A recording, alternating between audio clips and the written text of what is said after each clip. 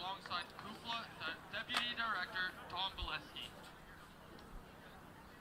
On behalf of the Brock Badgers and Brock University's Audea Genhouse First Nations, Métis, and Inuit Student Center, we are honored to present the Guelph Gryphons with a traditional acrostic as a symbol of our gratitude for your participation in the championship. This stick was handcrafted by Travis Gabriel, a Mohawk stick maker from Conestoga, a community just north of Montreal. A proud member of the Wolf Clan, Travis has been carrying on the rich tradition of lacrosse stick making for the past decade. The long sticks crafted by the Mohawk people, one of the Haudenosaunee nations, are the ancestor of the modern lacrosse sticks we see today. The origins are deeply rooted in the Haudenosaunee tradition, but lacrosse is much more than a game. It is a creator's game, played from cradle to grave. We hope this stick serves as a reminder of the deep history and cultural significance of the game we are privileged to compete in. We wish you the best of luck in the competition ahead.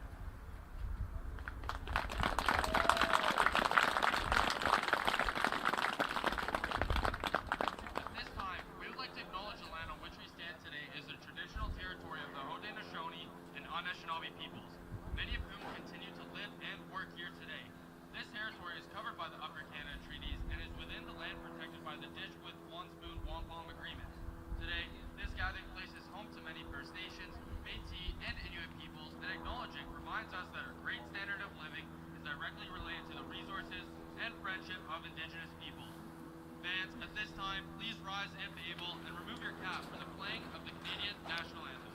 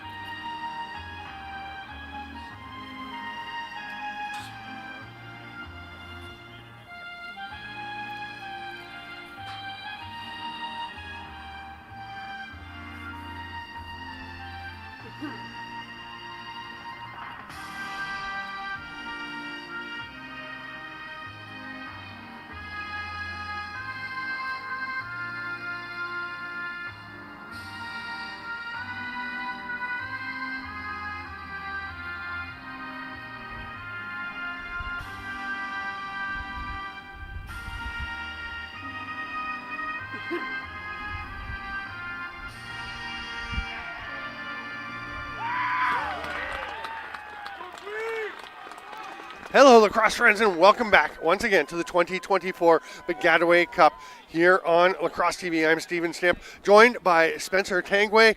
And Spencer, this is an exciting game. Guelph 10-0 in the regular season, a powerhouse against Queens, the upstarts who had the big upset yesterday.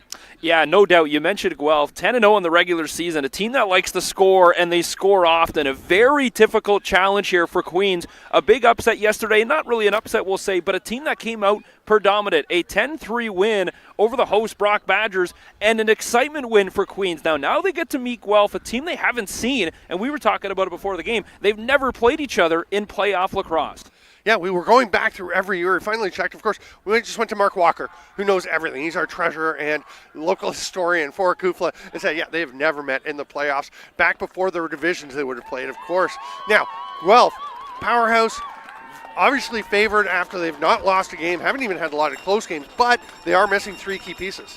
Yeah, you talk about guys that are out of the lineup tonight for the Guelph Gryphons, and when you look at three guys at NLL camps, unfortunately those things come first sometimes, but when you look at Volkov not playing, Hochman not playing, and Tebow not playing, this makes it a little more interesting now for Queens. See if they can get an electric start here and just kind of keep Guelph on their heels rather than Guelph letting them run the pace like they have this whole season.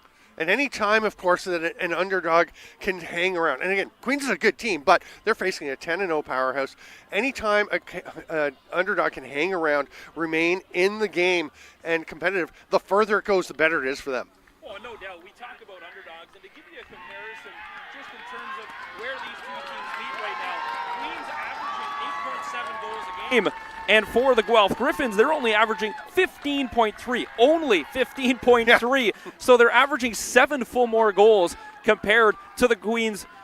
this could be interesting. This will be a very first quarter game, I feel. If Queens can come out strong, come out fast here in the first quarter, this could be a full 60-minute lacrosse game. It could. And Queens, great game yesterday, a 10-3 win over Brock, where they were up 10. They only gave up one goal until the last 2 seconds of the first half, and then they didn't give up a goal until the last 27 seconds of the second half. So it was a dominant game by them. Quentin Greenfield was a huge factor in that. He is starting between the pipes again for the Queens Gaels. And of course, I'm just joining the tournament now, but if you watch the previous game, I don't know if this game could live up to that hype, going the distance, 8 quarters, 4 overtimes. This will be interesting to see if it could come to that, but 60 minutes between these two teams. And we were 2 seconds away from a 5th overtime. Krista Silva with a massive goal for the Mustangs. Guelph maybe they will get the first possession. Their starting goaltender is Jacob Hain, by the way. We'd mentioned Greenfield. Of course, Hain and all of the Gryphons making their first appearance on the field here this week. They ran off to a pretty easy win last week in their Super Qualifier weekend game against Toronto. 18-2, right? 18-2, and a game that was kind of a blowout from start to finish. Now, if you're Queens against a predominant powerhouse of this Guelph Gryphon team, this is good for them to see. Move the ball around and really try to slow the game down a little bit and play at their pace rather than allow Guelph to push it. Reed Allen has the ball along the sideline. He had 26 goals in the regular season, 3 more yesterday. He is a dynamo for them. And for much of the first quarter, when they were down at the other end of the field yesterday, he just hung out over in the corner and drew a defender out, hardly got involved. And then at this end, he was really active. Right now, we've got Noah Millsap, who had a great game. He's behind the net, moves it on to Kai Fowler, and Fowler will come around a little pick. Ball pops loose, but Fowler gets it back.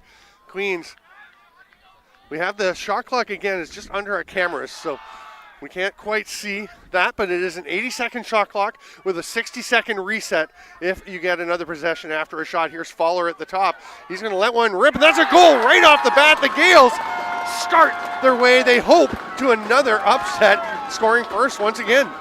Exactly what you need to do. You kill a lot of that shot clock. I was going to say it had to be getting close, whether it would be over the 65, 70-second mark. And Fowler takes his time, moves the ball around several times before finally gets a great shooting lane, goes low to high, and it's a great shot to open up this semifinal. So Queens off to a great start. We got Hawkeye Hamilton at the dot to try and regain possession for them. He is going to go a little early there, and Joseph Columbus will get the ball. He'll just leave it there for Guelph, and it'll be scooped up here by Joseph Kozakowski. Big moment, of course, for Queens, but for Kai Fowler, the Buffalo native, that's a huge moment and a goal he'll never forget, getting the opening goal here in this semifinal, but a long way to go for Queens. Guelph with the possession. See how it affects them not having played on Friday night. I think some teams would rather get that first game and not go straight to the semi. Sam Kozakowski, the Guelph coach, was saying, hey, the last 2 times we've won, we played Friday. The last time we were a 1 seed and got the bye on Friday, we got blown out, had doors blown off, as he put it, by Brock. There's a hard shot, and the defender's stick goes flying. Actually, it was the shooter's stick. That was Liam Aston with the rip. And again, you see Guelph trying to push that pace a little bit, but the D for Queens, a very strong defensive play right on his hands on that shot. Liam Aston with 26 goals and 24 assists this season. What a year he had. Robbie Baxter, number 77, had 25 goals. So that is a potent duo. But they've also got Ethan Lee and Carter McKay. Each had 21.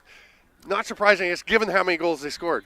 Yeah, big numbers. You see how many goals Guelph has put on the board. 150 goals this year, only 49 against. The difference of 101. Absurd numbers. We were talking, they're video game numbers. That's what those are. Those are ridiculous numbers. But when you're scoring 150 times, everyone's going to get in on the offense. Here's Millsap generating from the top, runs up against Jared Bettenville. Hands it off behind the net, and Queens looking to extend this lead. And I'll tell you, they are not looking like a team in terms of how they carry themselves that finished 5-5. That pass doesn't quite connect and goes straight through to Hain.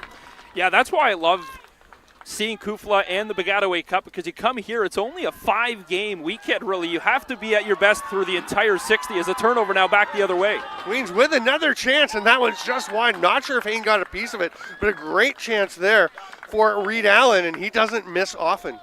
Yeah, a shot that I think he'll want back. Just maybe a step too early. Just not where he wanted that shot, but a glorious chance just goes by the wayside. Here comes Kozakowski into the offensive zone. He'll head over towards the bench and get a change. Hands it off to Ethan Lee. And again, Guelph, all kinds of threats all over the field. Pick your poison if you're defending them. Well, and that'll be a big opportunity here for both teams to realize when you kind of take your chances and when you don't, because you're going to have to play a lot of guys here through this semifinal. We talk about Guelph's offense, so many options to choose from. At what point do you, now you're going to make that chance and take that extra risk you might not take? Guelph still moving the ball around. Little duck underneath. Looked like a bit of a helmet to the or a stick to the helmet, but no problem. Liam Aston just runs it off. Interesting summer for him, of course. He's an Nepean guy who was playing with the Toronto Beaches, and there was that whole kerfuffle that we won't dive into much, but he wound up going out west to play for the summer. Flag down right at the end of that shot, but you talk about that has ran its course here in Ontario and across the lacrosse community. We don't need to go back any further down that rabbit hole. So penalty coming to Queens, and the first power play of the game will go to Guelph, and you do not want to give them extra space. Challenging, right? Because you got to play hard, you got to play tough defense, but anytime you go just over the line, you create this situation where they're just deadly. Well, and you can't allow a potent offense like the Guelph Gryphons, who put in 150 goals, to have any sort of man-up time here. This will be a full 60-minute effort. And a pretty easy putback for Aston as that initial pass kind of gets by and rolls over to him. It's a good power play, man-up goal here for the Guelph Gryphons. They just simple ball movement, but everyone involved, and Aston right at the doorstep. It's a simple goal, but it's what they do best, and good teams that are finding their ways to put the ball in the net. So hard to defend when you got so many different options you can move that ball to. 1-1 here. One of the things I talked about yesterday with the Ottawa Western game, because Ottawa came out pretty competitive. They were competitive this year. They were a 2-8 team that beat Trent in the playoffs in a 12-6 win where they were clearly the better team that day. And then they were playing, and they were competitive with Western for a while, but there were stretches in the game you could just feel that the more veteran team had an edge, and Western wound up pulling away. Queens needs to avoid that as they face Guelph today. Yeah, the Baggataway Cup, anything can happen. You talk to several players. I know as an official myself, and I was speaking with an official, Sebastian Baudouin, who played for Brock. They were a favorite several times. Oh, they're going to call it. That's the offside.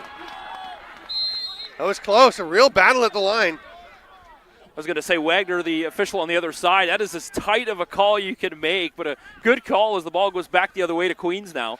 But as I was saying, Sebastian Baudouin played for Brock, and several stories he shared about this tournament, not the outcome he wanted. He was never able to claim a championship when he played in his duration at Brock. But again, one game and you're done. You have to be good for all three or two that you're going to play.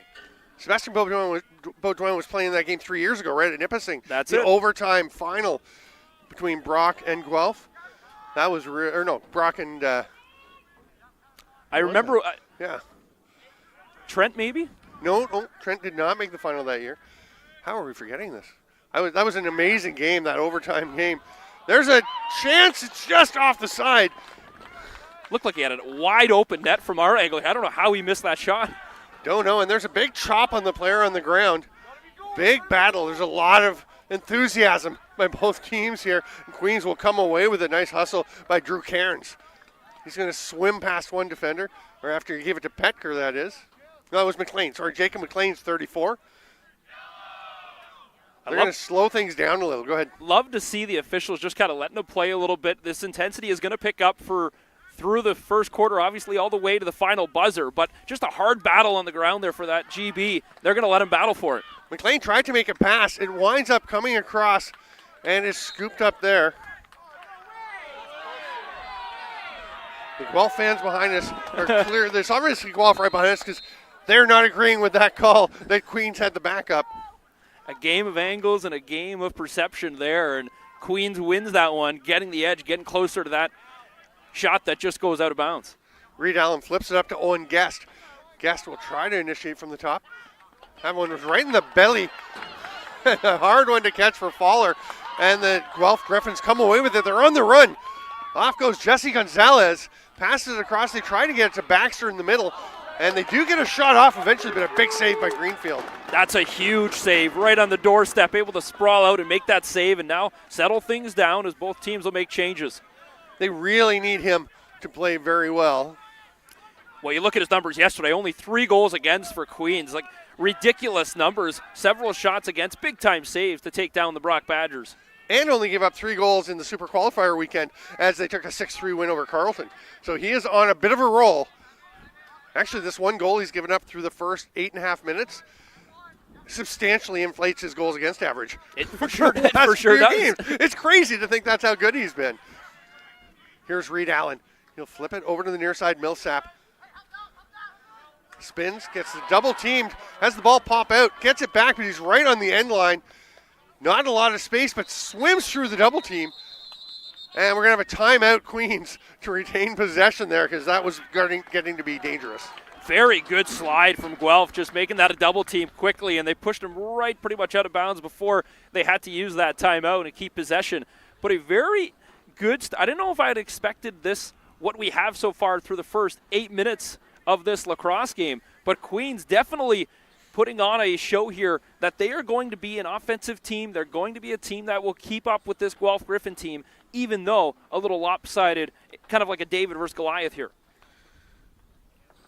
And with 6 minutes to go in the first quarter, still tied at 1-1. And boy, we have seen some variety in the scores this weekend as well. Some really defensive battles. And then, of course, the 12-11 game that was 7-5 at the half, 11-11 obviously after regulation time.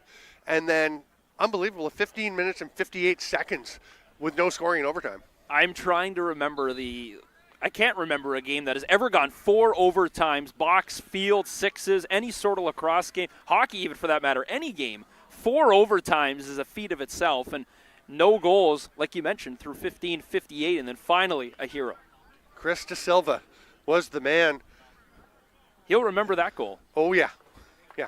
I spoke with Fisher Stoltz, the goaltender for Western after the game, and said, Chris De Silva, Jacob Hickey with 7 goals, 13 in the tournament, but it's De Silva that comes through, and he said, you know what, I always figured it was going to be him. He's the guy.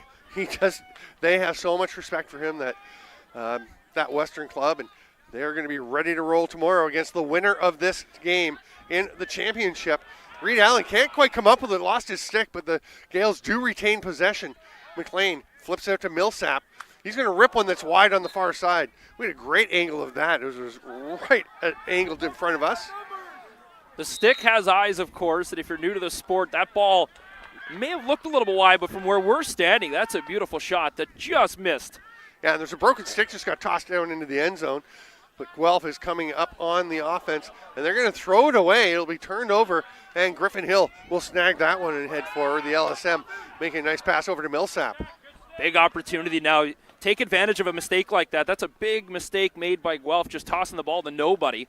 Now they'll have to make them pay for that and take their second lead of the ball game. Here is Jacob McLean. He's got Millsap on the near side. He looks at him a couple of times.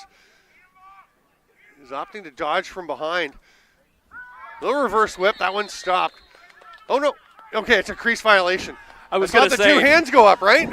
Mark Sands, the other official, looked as if we were calling a goal there for a second, but no, just a crease violation. Because I was looking at the net. I go, I don't see a ball in the net. I didn't see it at all.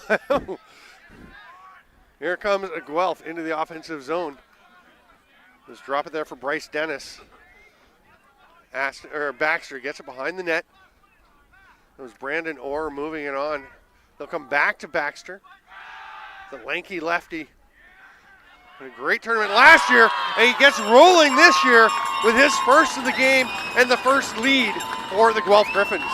Just a rip from the outside, gets his feet moving, and Greenfield just couldn't get his stick up to it in time. Just a great rip from the Guelph Gryphons here, making quick work. All of a sudden, now they find themselves on top 2-1. That's that mistake we talked about. Queens unable to make them pay for it and take the lead, and now Guelph makes up for it, and they take their first lead of the ball game.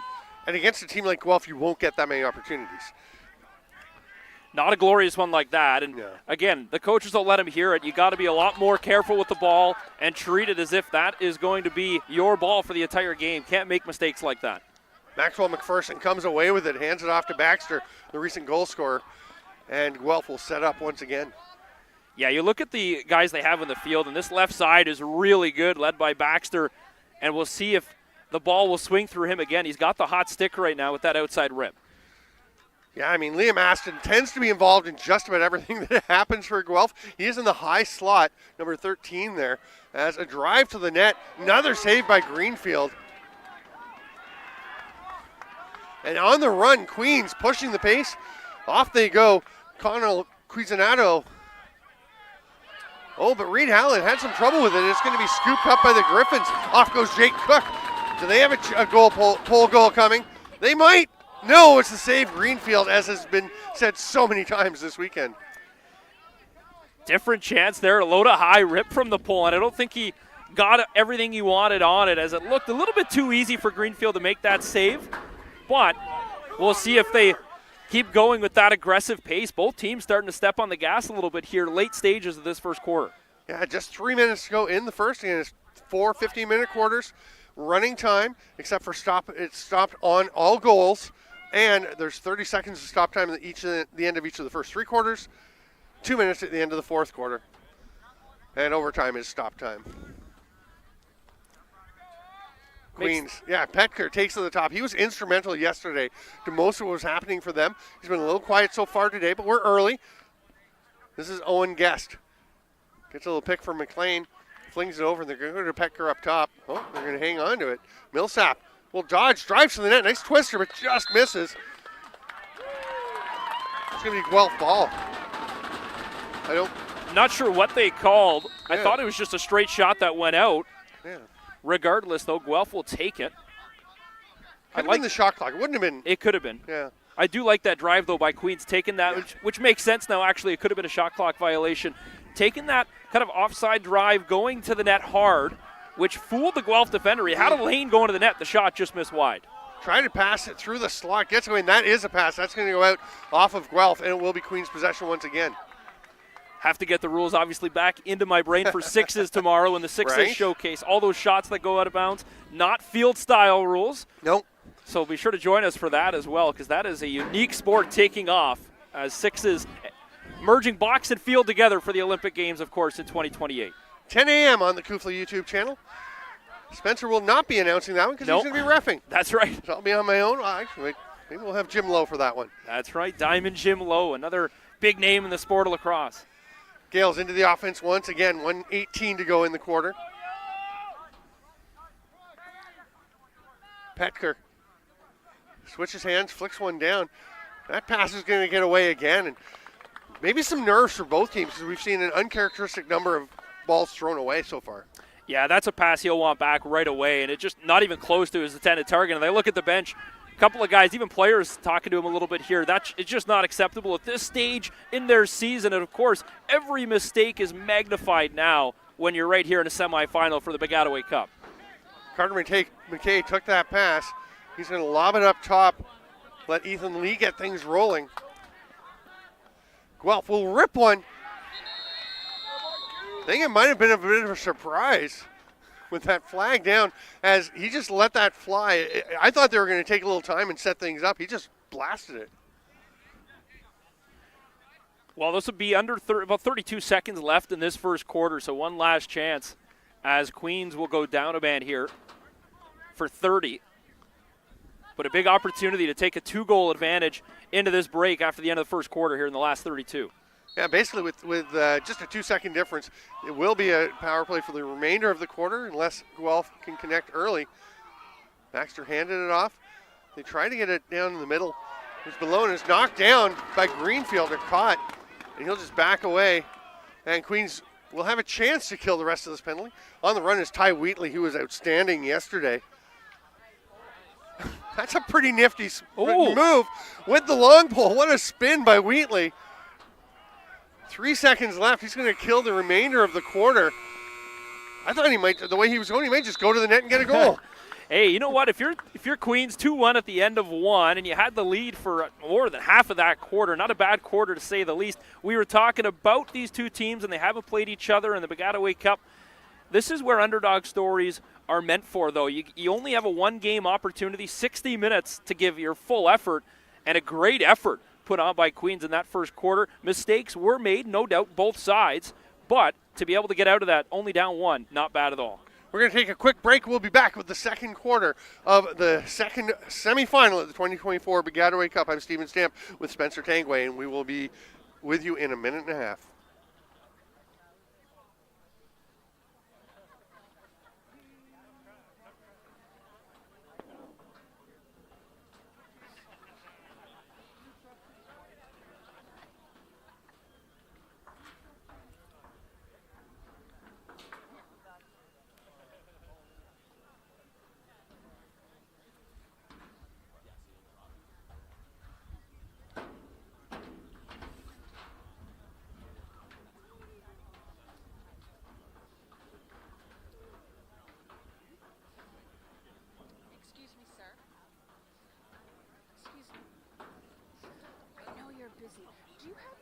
Of all the players.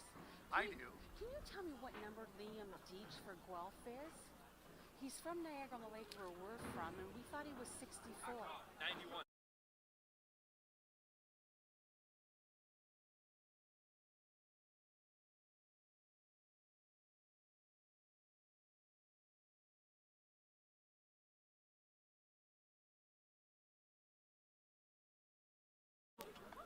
Welcome back, lacrosse friends.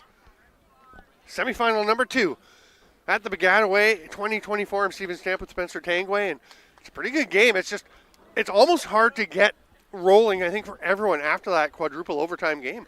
Yeah, this game starting 30 minutes later than its scheduled start time, which obviously throws their kind of routines out the window a little bit. You still get your 60-minute warm-up. All that's the same, but as a player, it just messes with your mind a little bit. This is a little bit different. Now, the first quarter, all the nerves are out of the way. Now it's time to let's put all that kind of garbage beside us. Where is the momentum going to start to come? Eventually, a swing will be made. Lacrosse is a game of swings, and this is a big opportunity for both these teams. And the late start did come because, of course, the teams do get their full hour warm-up, as you mentioned, but it can't start until the field is cleared from the previous one. They did go pretty quickly after the game with the player of the game presentations and just tried to keep rolling. Well, Queens will come away with possession to start the second quarter, have a chance to go and try and even things up. Tyler Fox coming away with it. Mostly plays defense. He's up in the offensive zone. He's going to find Reed Allen and head to the bench. Yeah, Hawkeye Hamilton will be huge here for Queens in this rest of the way, the remaining quarters. That's a big draw win, and you want it quickly to get the ball back to Guelph. Guelph comes away with it. Owen Williams rumbling forward. Whips a little sidearm. Jake Cook passes it down low. Could we have a pole assist? No. Big save, Greenfield. Here comes Griffin Hill. Now the Gaels are going to try and push. Hill, he's got some room. He'll pass it off. It does eventually get over to McLean. Backdoor attempt. Oh, there's a pole goal you don't see every day. Backdoor quick stick by Griffin Hill after all the attack guys had a little touch. That was probably one of the sloppiest 4-on-3s you're going to see in the sport of lacrosse, but it ends up in the back of the cage. Quinn Hill, the pole, able to get it done on his offhand. Just a little bit of a twister from the pole on a dawning wide open net, but all of a sudden, just 49 seconds in, we're tied at 2 here. Wow, what a play. I mean, I thought Griffin Hill was going to wind up and just let it rip on the run. He passed it over to Reed Allen, which is never a bad idea, but it tips off the end of Allen's stick. I don't think Allen expected it. I don't think anyone expected it. Yeah. The D was kind of sitting in. It looked like he might get some challenge because he might expect that long pole to shoot that ball. No one was expecting it. The ball bounces from stick to stick of all the attackmen, finally back to Griffin Hill. Penalty to Nolan Schatz. He is over in the penalty area for Guelph. And Griffin Hill, who just scored, was all on his own on this wing. But Guelph is going to not come away with the ball. Looked like they had it. It is a loose ball push. And Noah Millsap will have to put it down. Guelph will take possession and be able to kill this penalty. So we'll see how Guelph responds here, as they'll have to kill. I didn't see what the penalty was for, but they are down a man right now, as they'll rag as much time as they can here in the early stages of the second quarter. Just trying to check on game sheet, the new game sheet all across lacrosse, or excuse me, all across lacrosse. That's exactly what I meant to say. Exactly. Tongue twister. Nobody said it'd be easy. That's right.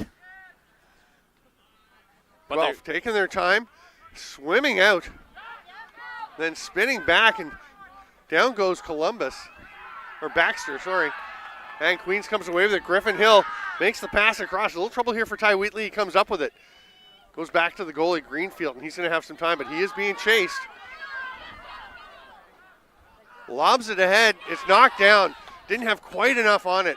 That was a tricky one. That's a nice play by Nolan Schott because he was looking right up into the sun as he knocked that pass down. Yeah, I was asking you earlier, the early stage of this, the game 1 and 2, was the sun any sort of effect? And right there, I think it was. Yeah. As he's just trying to make that simple catch and can't, and almost ended up going back the other way. The Gryphons do recover, though. And for the previous game, we figured in overtime that it was obviously you win the toss, you're taking the end where your goalie's not looking into the sun. Right. And we thought that might be a defining difference. We ended up not being, but now we will see if Guelph can get one. That's going to be a no-goal crease violation. And a flag was down, so the flag came down way before the crease violation. Yeah. I believe it was the check on the back, was it not? I'm not sure.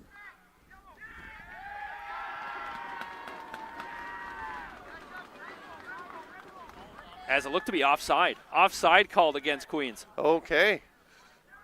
So that'll put him down again for 30, and now Guelph a chance to regain that 1-goal lead they once had.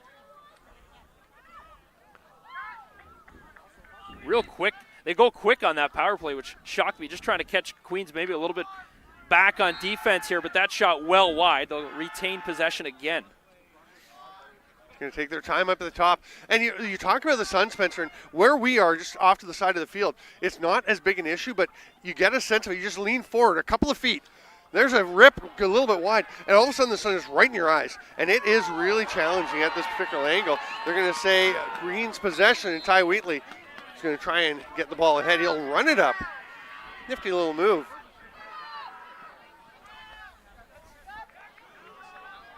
You can see the how bright the uniform was there of Connell Cuisinato. Just made the tough play and gives up on a bit easier one. Yeah, a simple mistake again made by Queens, and it's got to be a ball that has to be caught 100% of the time, and McLean will want that ball back. Baxter flips it down low. Brandon Orr heads to X. 2-2. Quite a battle here. Can't believe the crowd actually here at the Baggataway Cup between Queens and Guelph. They're both electric, both sides here as they start to fill in. Brock obviously out of the tournament right now, but a lot of lacrosse faithful still here in St. Catharines, of course. We were speaking before the game, road to the Minto in a way, as they'll host the Minto Cup, of course, the National Championship Junior A, next August here at downtown Meridian Center. Yeah, they'll be down the road a little bit. That's a great strip defensively. And then Robbie Baxter goes to the turf. And, yeah, it's going to be a holding the stick penalty, I would think. Oh, no. 2 flags down. I think you're right, I think, on the holding the stick. Yeah. But I think, and now a 3rd flag as Alex Wagner throwing the hat and the glasses. So you throw the hat because you've got thrown all your flags, but I don't think he meant to toss the glasses. No. I hope he knows where they are and doesn't just leave them to get stepped on.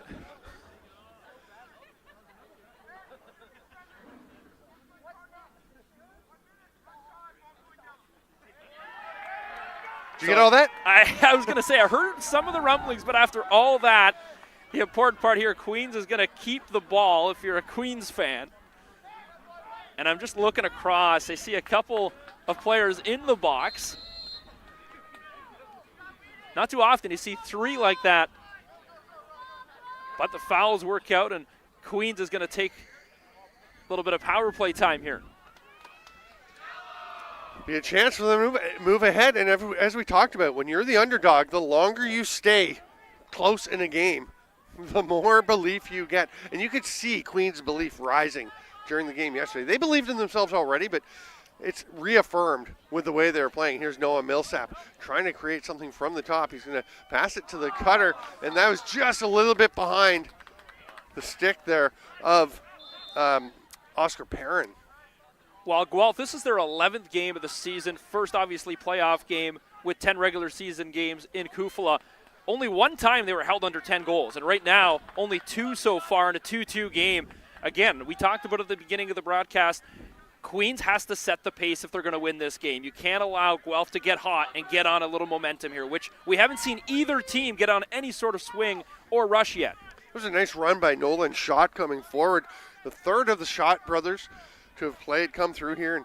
And, we saw Ethan and we saw Carter, terrific players. And Nolan, he's awfully good too. Then when you get a family like that, you see so many across all sports, but the game of lacrosse specifically, it just seems to hand down the stick to stick to stick to brother to brother to brother. And again, a big name like the Schott family, big shout out to them as well, as their brothers, of course, probably watching on. Baxter is released and the ball is rolled out to him as we get back to even strength. Just under 9 to go here in the second quarter of this 2-2 game. Baxter, that save was fairly easy for Greenfield because Baxter was bumped as he's taking the shot. Yeah, Greenfield's been the busier goaltender. Don't know the official shots on goal right now, but he has been up to the task, has been really confident, making big-time saves in this second quarter. Petker will take this one right along the near sideline.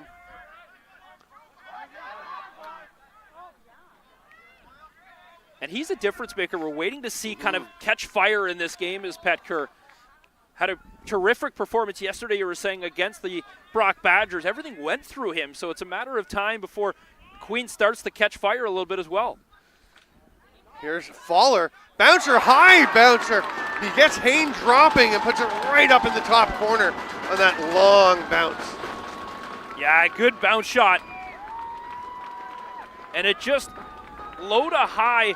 It's a great skip off this turf here at Kiwanis Field, and I think it fooled Hayne, thinking he was going to go low right at his foot. But it's that low trajectory bounce shot that just goes right up to the top shelf. Good shot and a great selection by Queens, realizing, hey, I can get Hayne to maybe dip a little bit, and it worked. Yeah, I got him to dip a lot. When it basically becomes a high to low to high, right? That's right, 100%. You bounce that, and that steep angle right up in the top corner. What a shot.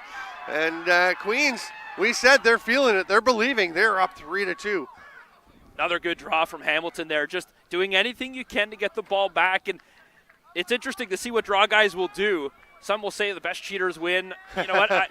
Cheating's going to happen across all drawmen, any sort of section of the sport. However, really good draw guys impress me every day with just the amount of techniques and tricks they use to get the ball to their team. The combination of quickness, power, and just determination, I think, is so impressive.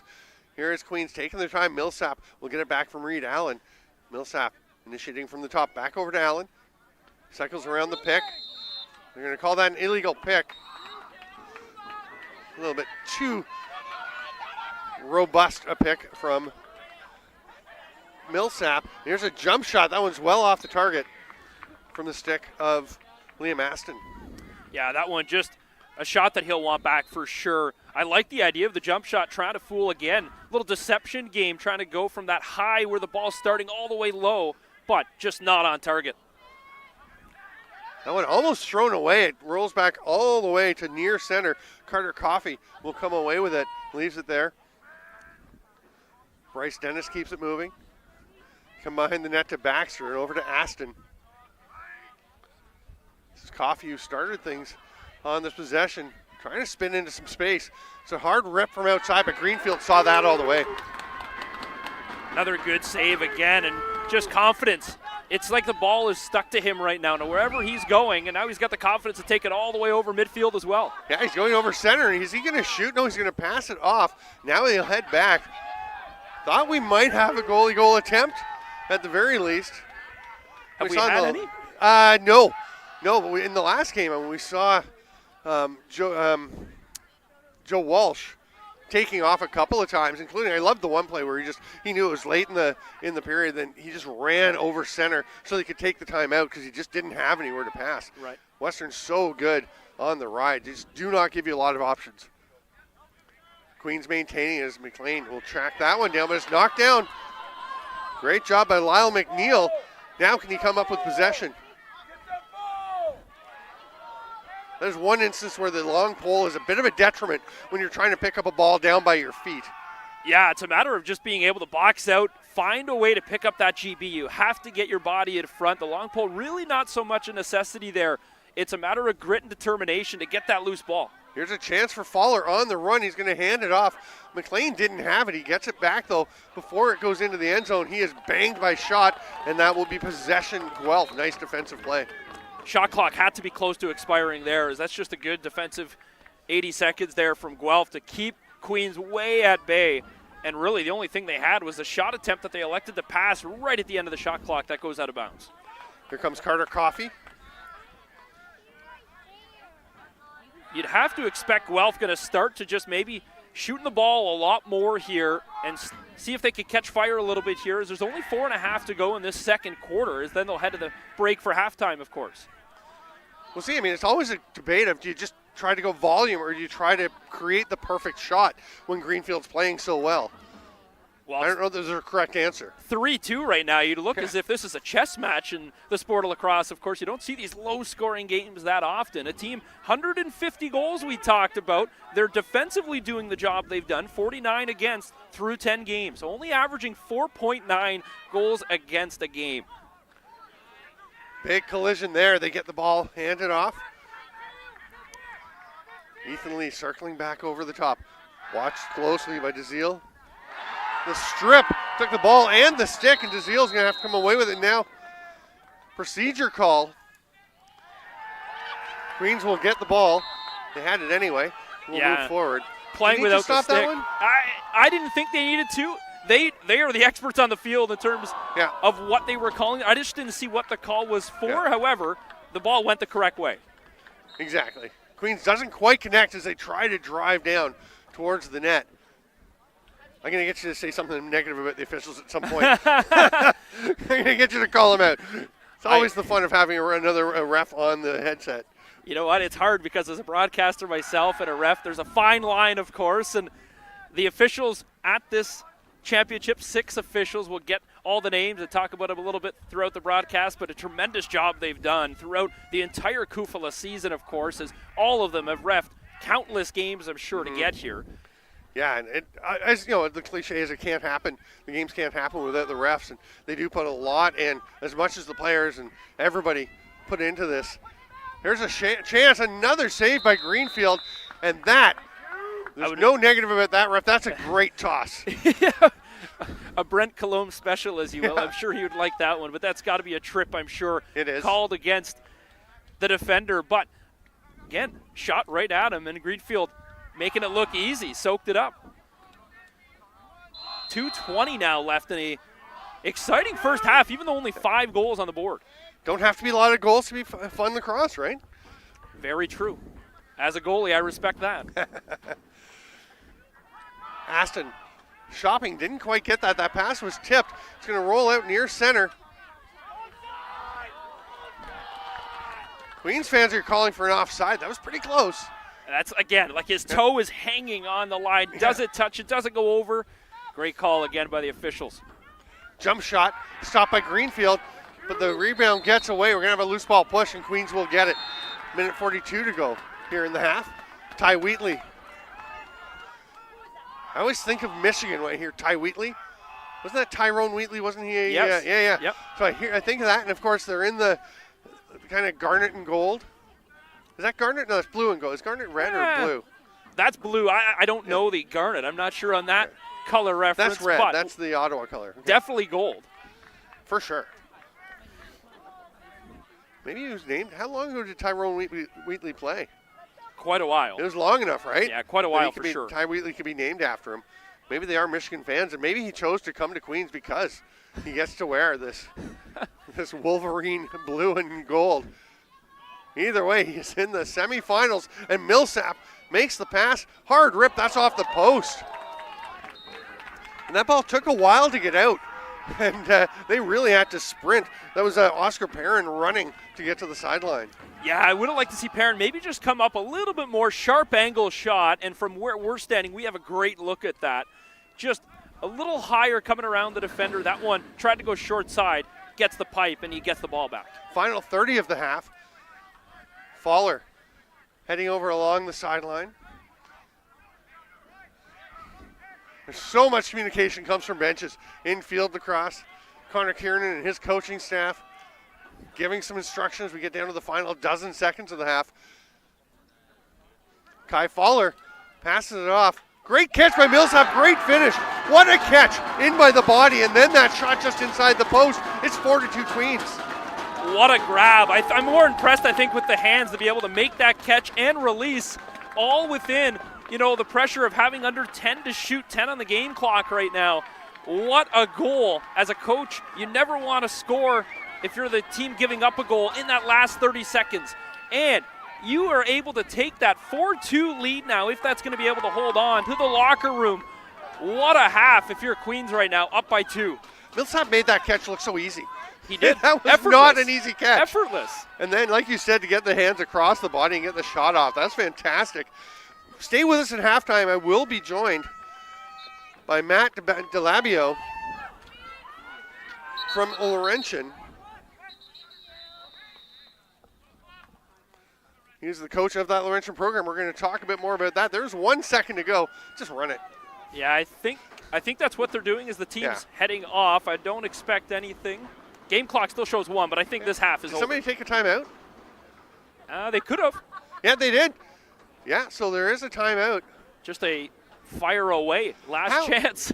What is the rule in terms of, as an official, with 1 second left on the clock, it could be 1.9. Mm-hmm. It could be, whatever. Right. But it's like, can they, even if he takes a shot from here, can he actually score in 1 second?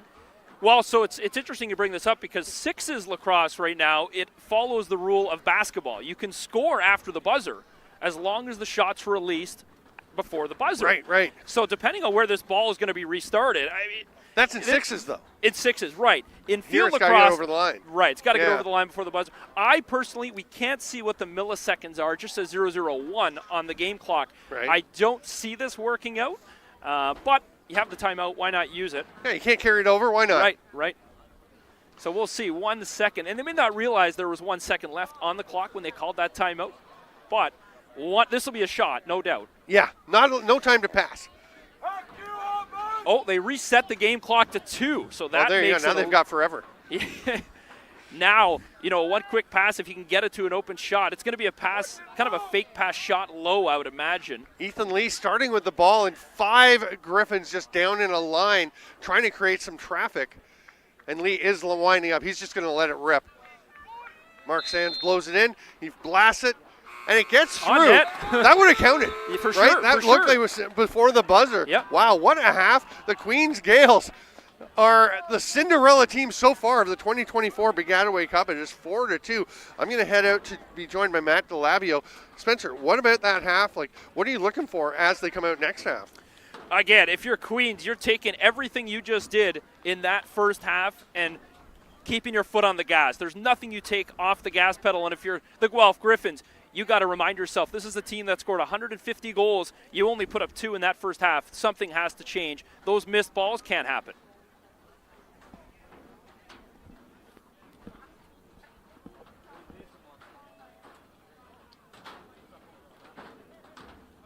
Look, we're going to look right over here. Matt, it's DeLabio, right? Yeah. Okay, I wanted to come and find you before and double check if it's DeLabio or DeLabio, but Matt DeLabio, head coach for the Laurentian Voyageurs, and we want to talk about your journey that you've had with your team, because it's been obviously some challenges for Laurentian, but there's a lot of good stuff happening. Yeah, exactly. I mean, some highs and lows this season. The guys don't quit. That's the main thing. They're committed. They want to be here. They never give up, and there's been some instances throughout the season where we're there. We're competing. If you look at any of the box scores, there are some quarters, some halves where we're there. We're able to compete. The big issue is just numbers. Only having 21 guys, I think it was this season. Mm-hmm. Short bench. It's really tough, especially those back-to-back games.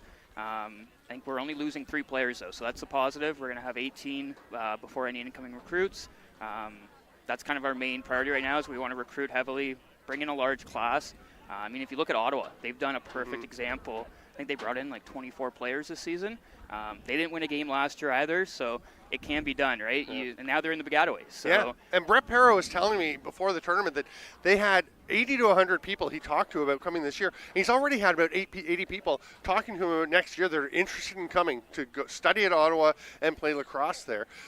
You guys also have some travel, obviously, but how do you go about generating more interest, getting more guys wanting to come and be a part of it? Right now, we've really revamped our socials. We're pushing that heavily. Big thing is just letting people know we play, or we have a lacrosse team at Laurentian, right? Not many people know we do have a team. So if you're watching, we do have a team at Laurentian if you are interested in studying there.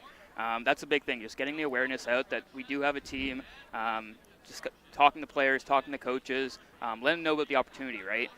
We're in a unique situation right now with, again, only having 18 players, so we have roster spots available. That's kind of our big thing. We're going to try to bring in a lot of players, and there's playing time available, right? Playing time is a carrot. What are a couple of the programs that people like to go to Laurentian to study? Yeah, so we have some pretty great programs. We got engineering, our sports management program's top tier. Same with our nursing. We got architecture, sports psychology, kinesiology. The list really goes on. There's a wide range of programs. We offer some really great bursaries too, is something else to keep in account. Bursaries starting at 80% averages, so some schools you might need an 80, 85 to get in. At Laurentian, you're going to get in and you're going to get a little bit of money. So it kind of helps with moving away from home, as well as those small class sizes, right? A lot of people having trouble adjusting, moving away from home, going from high school to some of those big lectures. Classes are like the same as high school, 30, 40 students, so the learning experience is next level, right? You're more than just a number at Laurentian, which is kind of what we're trying to push to. So. Do you have some players playing tonight in the Rookie All-Star game? Yeah, so we have one of our rookie midfielders, Rowan Smith. Okay. He actually led our team in goals this year and points, so he's going to be out here. It's well-deserved. Same with our goalie, Ethan Roos. He's from Huntsville, and he started all 10 games for us this year, which is huge. Hasn't been done by a rookie in probably over 10 years at Laurentian. Right. So we're excited for both of them. It's well-deserved for both of them, and I'm even going to be hopping on the bench to help out. So nice. So we're all looking forward to that. An 8 p.m. start for the Kufla Rookie All-Star Game. But first, we have another exciting half of semifinal action to go. Matt Delabio, thanks for being with us here. And thank you, friends, lacrosse friends, for being with us. We'll be back in about 6 minutes with the second half.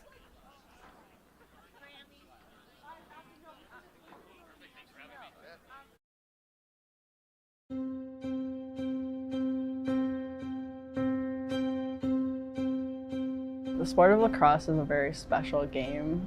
It was a gift to us from the creator.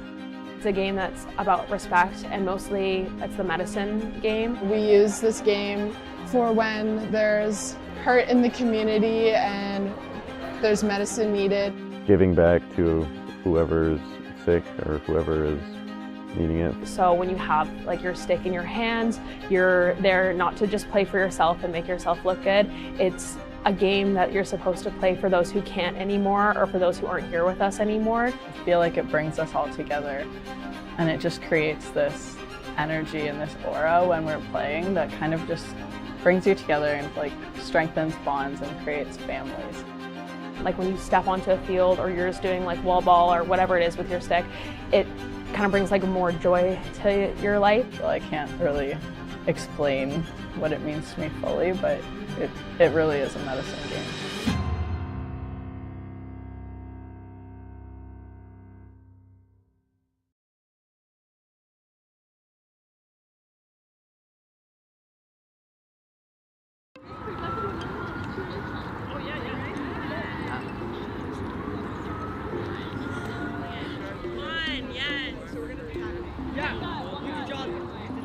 The sport of lacrosse is so embedded in the Niagara region, so it was important to me that we honor lacrosse, especially on a day of truth and reconciliation. So what we're doing is spending the day learning about and honoring the sport of lacrosse. The game is really important to Indigenous people across Canada. Lacrosse is what they call a medicine game, so it is used to honor those who came before us and play for those who can no longer play. So if you guys just come out with an open heart and just give it your all, I think that'd be really appreciated, and I hope you guys have some fun. That was the right idea though. That was the right idea.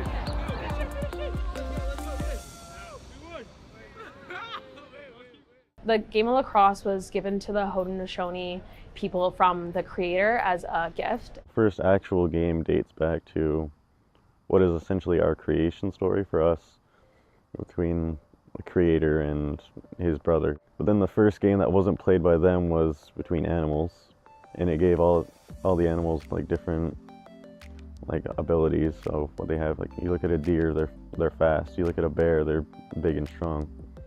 Turtle, they can handle anything really. The wooden stick was used to represent our connection to the earth and animals and life. It's just a big difference in how the game has grown, switching from wooden sticks to what we use is plastic and metal shafts, helmets, gloves. Because before it was just a wooden stick, and that was it, a wooden stick and a ball.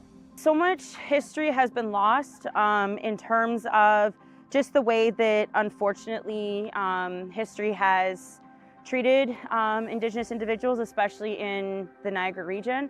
It's important as we look to move forward together that we honor a sport that is continuing to grow. It's important to draw more light and awareness, bring more wants and desire to play the sport. I think a lot of people's goals now is to grow the game and then share that game that they were gifted. To us, it's a gift, and we just want to gift that to whoever. Going to high schools is, for us, a gift to them, because, like I said, gift to us, to gift to the world.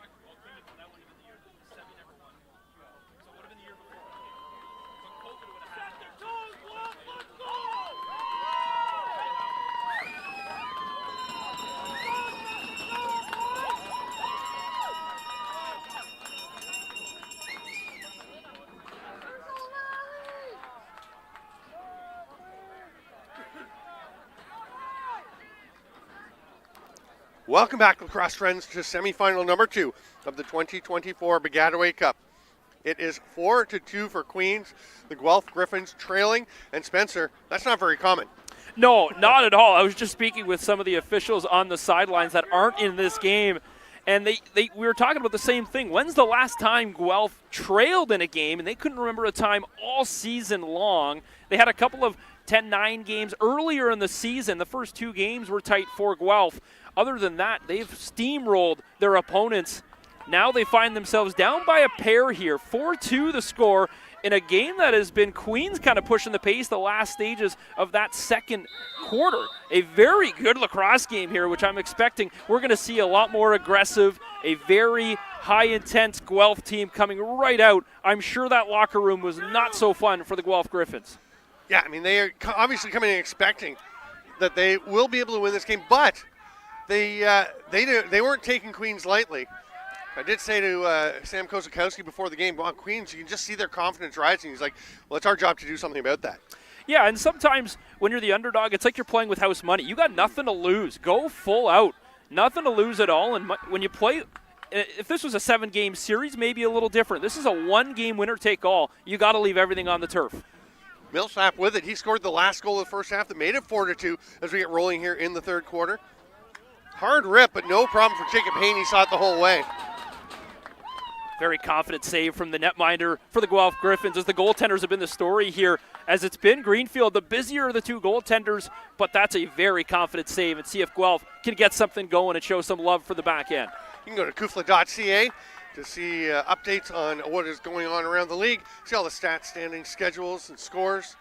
Robbie Baxter, who has one of the pair of goals, he and Liam Aston, the two big guns for this team, they each have one. But it's Kai Fowler, Griffin Hill, and Noah Millsap, of course, with the last goal. Mm-hmm. And Griffin Hill, yes, the long pole, Griffin Hill. But no, it was not just a crow hop and rip it. He did put in the backdoor quick stick with that long pole. Unbelievable. Guelph trying to drive to get something going here. Baxter fakes the pass to Aston, fights his way out. Great job to get open, but another stop by Greenfield. Just good defense there from Queens to keep them way outside. And again, Bachman just able to get a stick on him, just getting Guelph a little bit uncomfortable, and it makes it easier for the goaltender to make that save. Griffin Hill with it, and he's thinking this time he'll just let it rip. Oh, what a save! Having to reach back, that almost found his way in for another pole goal from Hill. And right off the shot, a slashing call coming against the Guelph Gryphons, so it'll be a man-up opportunity here for Queens. As that ball trickling almost past the line, but a good save reaching back to pull that ball back. Jacob Hayne had to reach behind him, and that's never a comfortable feeling for a goalie, right? No. Definitely not knowing where the ball is one of those feelings of sometimes you don't want to move, but you got to know where the ball is. Queens on the power play. Can they extend this lead? They played so well with the lead yesterday against Brock. Petker around the top. Reed Allen moves it down. A shot coming from Fowler. Hat trick. Queens takes advantage of the power play, and they're up by 3. Again, nothing special here. Nothing's too out of the ordinary. Simple ball movement around. Everybody gets a touch. And 25 in gold and blue, having himself a night here in St. Catharines Aquinas Field. 5-2 now for Queens over Guelph. The Queens bench, they're out there doing a digging symbol with their sticks. And I don't think anyone enjoys goals in a field lacrosse game more than the guys who are down, not really playing a whole lot, but just enthusiastically cheering on the sideline. Hey, you do whatever you can to get your team to the next round and to that gold medal game tomorrow, and everybody does their part, whether it's on the field or off the field. Griffin Hill takes that ball off the draw, and he'll race off to the sideline. Here's Noah Millsap. This looks so much like the game yesterday against Brock, just in terms of the way, how confidently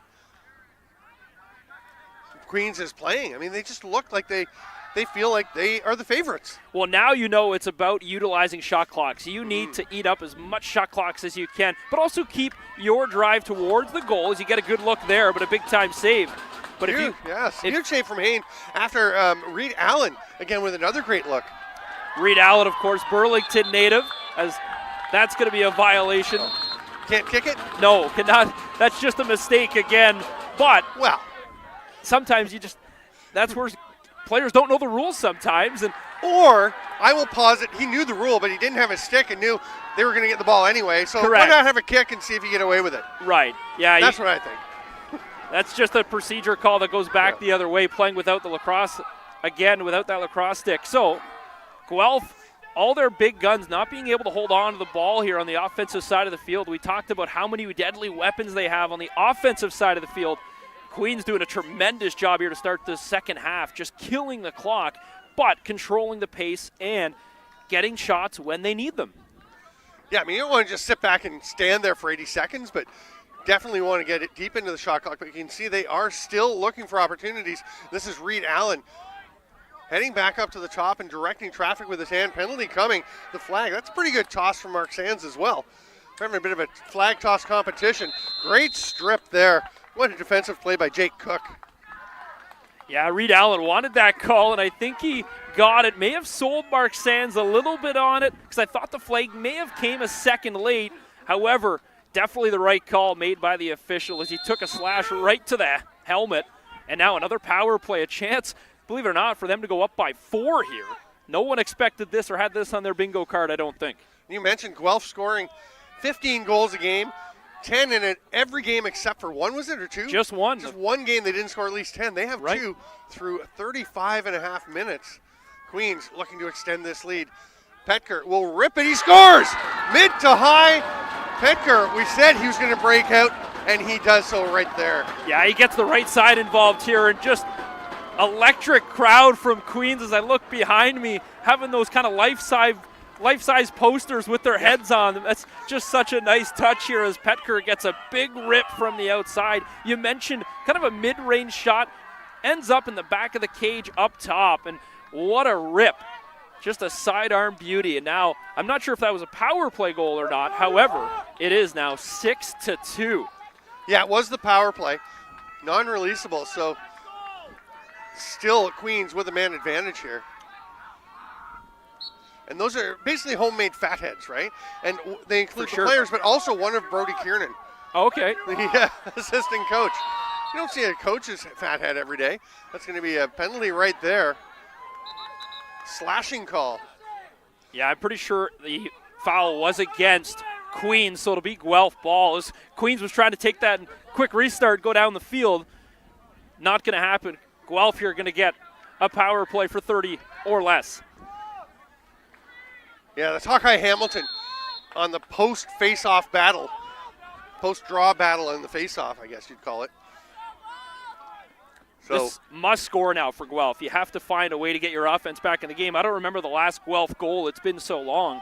And they just got to the power play now as the penalty to Jake Cook was released. We are back to a Guelph man advantage. Can they draw this? Like you said, and the pass gets away. Robbie Baxter has time. He'll go track it down. That would have been disastrous.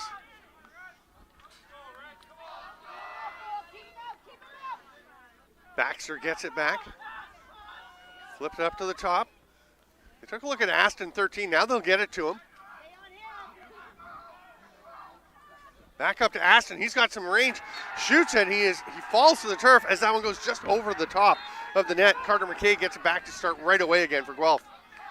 Back to even strength. Sixth defender just coming into the picture. Great job there. Kicked ahead. And you can hear as Will DeZiel went to kick that ball ahead because the stick they felt was being held. But Queens Gaels have a chance. Here's Reed Allen. Oh, what a check. Stick. What a stick. Holy cow. I don't know what stick hit him. There was 2 Guelph guys right on it, but somehow Reed Allen had that ball popped out of his stick. Just a great defensive play. Oh, my goodness. That was Nolan's shot. That was fantastic. Oh, my goodness. That's probably the defensive play of the game right there for sure. Maybe the defensive play of the weekend so far. Guelph, again, desperate to get this. They did not score on what you said was a must-score power play, but they do get the ball back. Baxter quickly over to Aston. Up top to McKay. They'll keep it moving. Ethan Lee hands it off. Now we've got Owen Kelly. Everyone getting a bit of a go here. Driving is McKay. That one doesn't connect. It's going to get out of play. It'll be Guelph. You hear Queens yelling it's off Guelph. They're calling it a shot, right? 100%. Yeah. 100%. Yep. I mean, that is a shot. There's no question. For sure. Yeah. You don't take an underhand pass like that. That's just, again, we're talking about players not knowing the rules. That was a couple of fans not knowing the rules.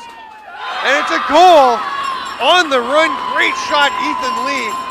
Huge momentum swinger, possibly, for the Gryphons. Well-placed shot. Goes 5-hole on Greenfield from the right side of the field. Goes across his body all the way to the left. The bouncer that bounces probably a couple feet just inside the crease, right at his toes. Greenfield unable to come up with that big-time save, but 6-3 now. We'll see how the battle at the dot is going to be so much more important now, as Hawkeye Hamilton has been really good for Queens.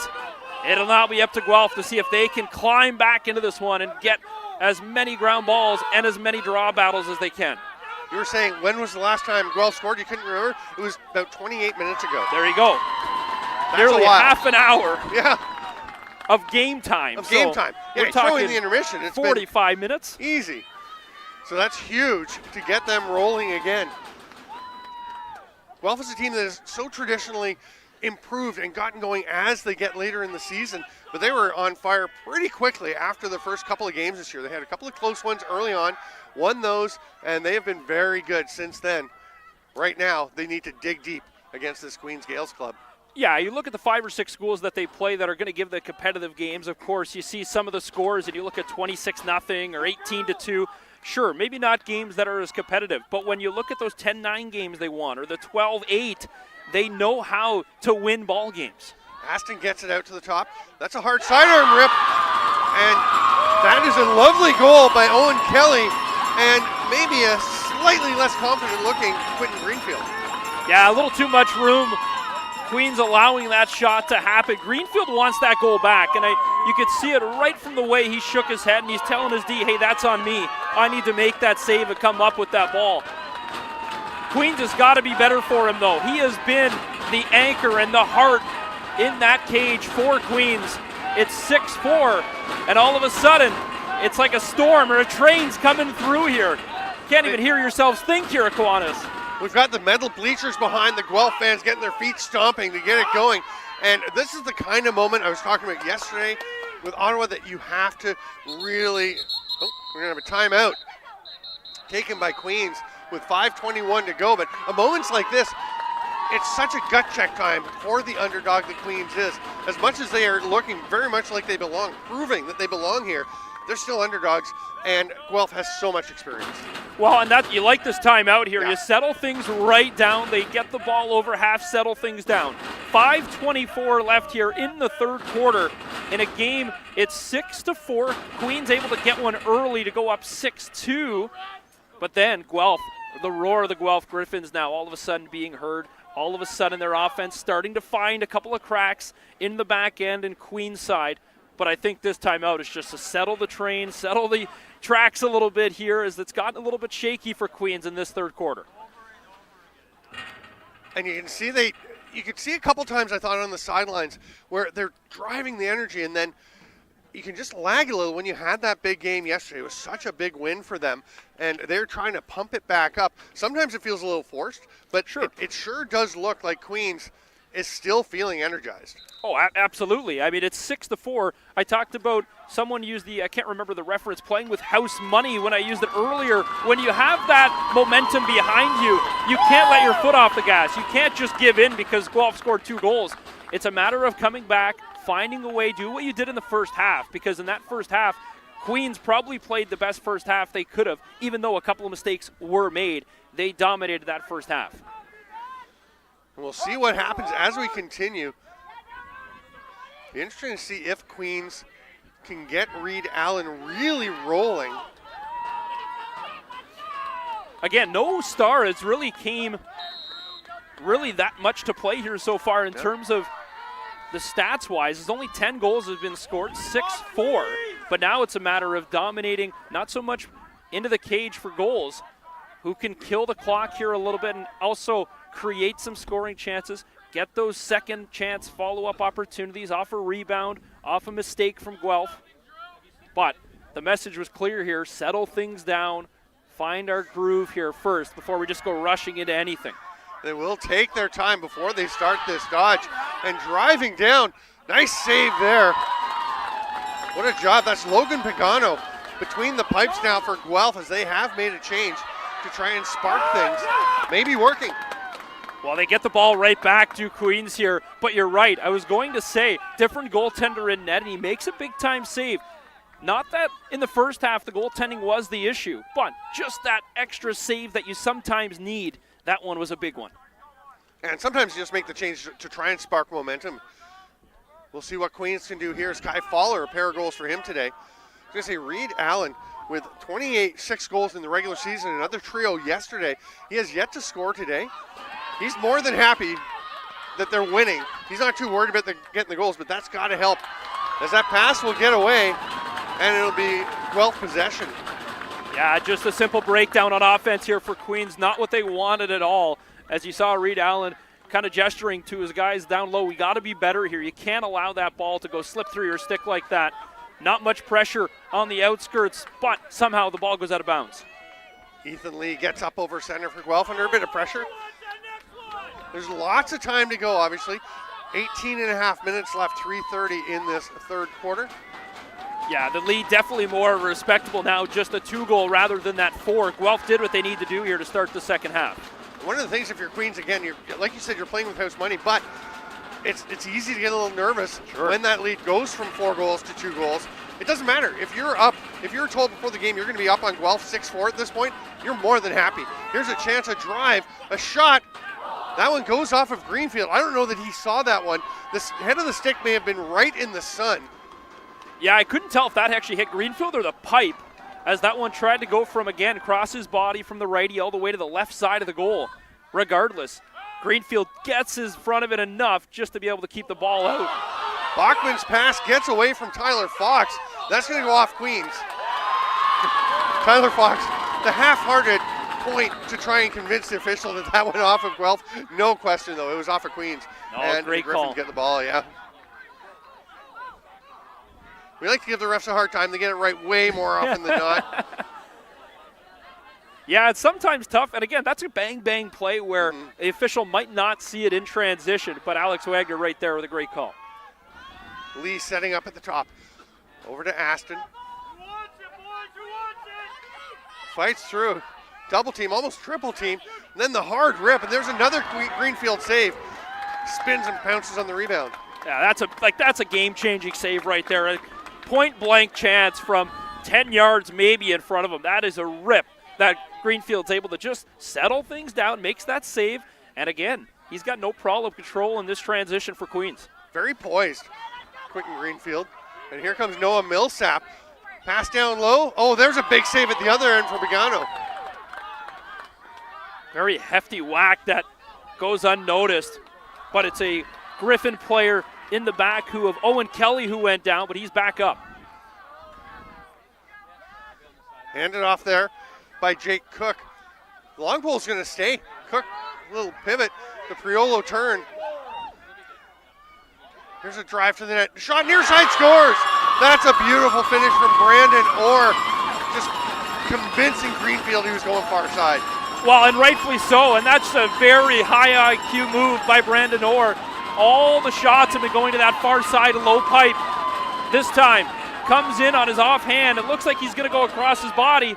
No, he pulls that one back short side, and Greenfield already had bit that fake, and he was already on the far side of the cage. Great goal from the Guelph Gryphons. 6-5 now with only 79 seconds left here in the third quarter.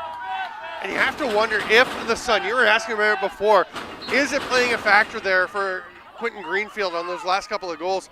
It is so hard to see. I'm sure Queens will be glad they only have 1:12 left to face that direction. The sun is creeping down, but I think it's still going to be a factor. Yeah, it'll still be up there for the fourth quarter. It's not going to drop below the horizon yet. So will that help Queens to try and respond? Here's Ty Wheatley, another terrific run. He's directing someone, come and get the ball. He doesn't want to have this forever. Queens double team. Very sloppy on that change as well. That just did not look natural at all. Very forced in a way. McLean driving in. The ball gets knocked loose, but he does get it back, and Petker is there for the help. Here's Reed Allen. Up to Fowler at the top. Keep that pressure on, boys. Fowler taking his time. 20 seconds left in the quarter. Yeah, not sure the difference between that and the game clock or the shot clock, but it's got to be very similar. Get it across. Owen Guest has 10 seconds to work with. Here's Reed Allen, gives it up immediately to Petker. He scored from there in the first quarter. He spins and shoots. That one's wide, and that's going to do it for the third quarter. Time will run out. Well, it's stop time in these last 30, so there's 2 seconds left. Yeah, I'm not sure why the horn went off, though. The clock is clearly reading 2 seconds, but the game clock horn sounded. Good job by the official, the CBO on the bench side, just right away. No, 2 seconds still. Obviously, you can't just shoot this one. It's got to be a pass from back here. They're going to try something. It will not work out. Now we've reached the end of the third quarter. It is 6-5 for the Queens Gaels. We're going to take a quick break, and we'll be back with semifinal action, the 2024 Baggataway Cup.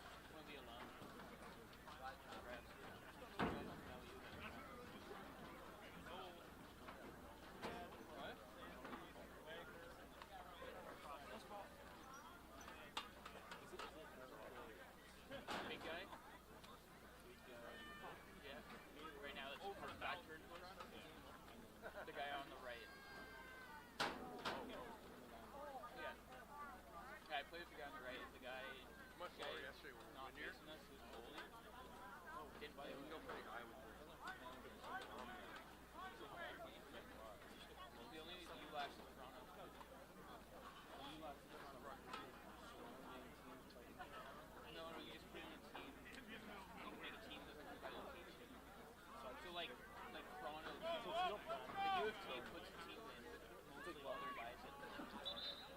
And when you can put a team in, all the guys on our team and then pick 15 minutes or more to decide our other finalists. And we were saying after that amazing Western McGill game, the bar was set high. It'd be hard for this game to match it. It's been an awfully good lacrosse game. It sure has. And again, the Guelph Gryphons come in, a team that has been known for success. They've gone to so many Baggataway Cups. Queens has not been to the Baggataway Cup. Steve, you were talking since, what, 2013? 2013. Right, so it's been 11 seasons since they have played for championship lacrosse. And Stamper, you've seen a ton of games. This is a game where anyone can win this lacrosse game. Guelph comes in that third quarter, the team to beat for sure. Comes out the locker room, gets ripped a new one for sure in the locker room by the bench staff. They produce, and they come back. It's now 6-5. Greenfield, the difference, though, for Queens, still steady Freddy, confident in the cage. He's going to be asked upon 33 in gold. And Logan Pagano coming in for Guelph in relief. So that he has been big for them.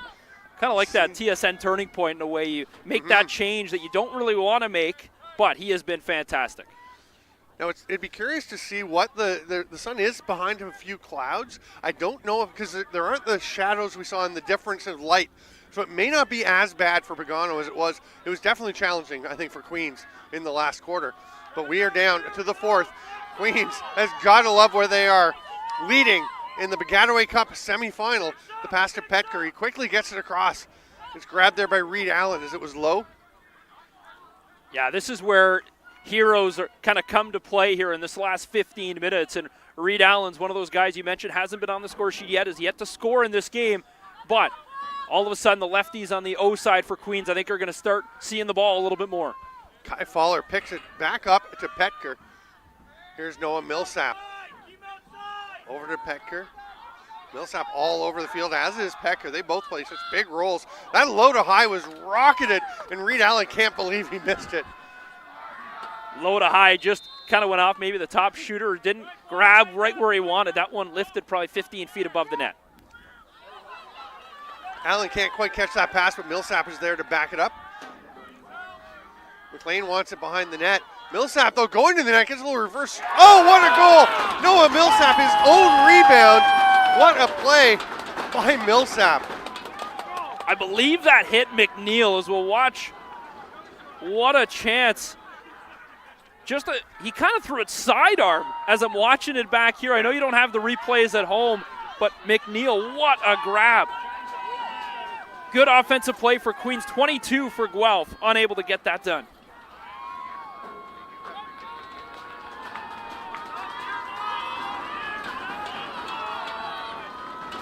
All right, 7-5, a massive goal for the Gaels. And they get possession off the ensuing draw. Brett Bachman runs into the offensive zone. He'll head off.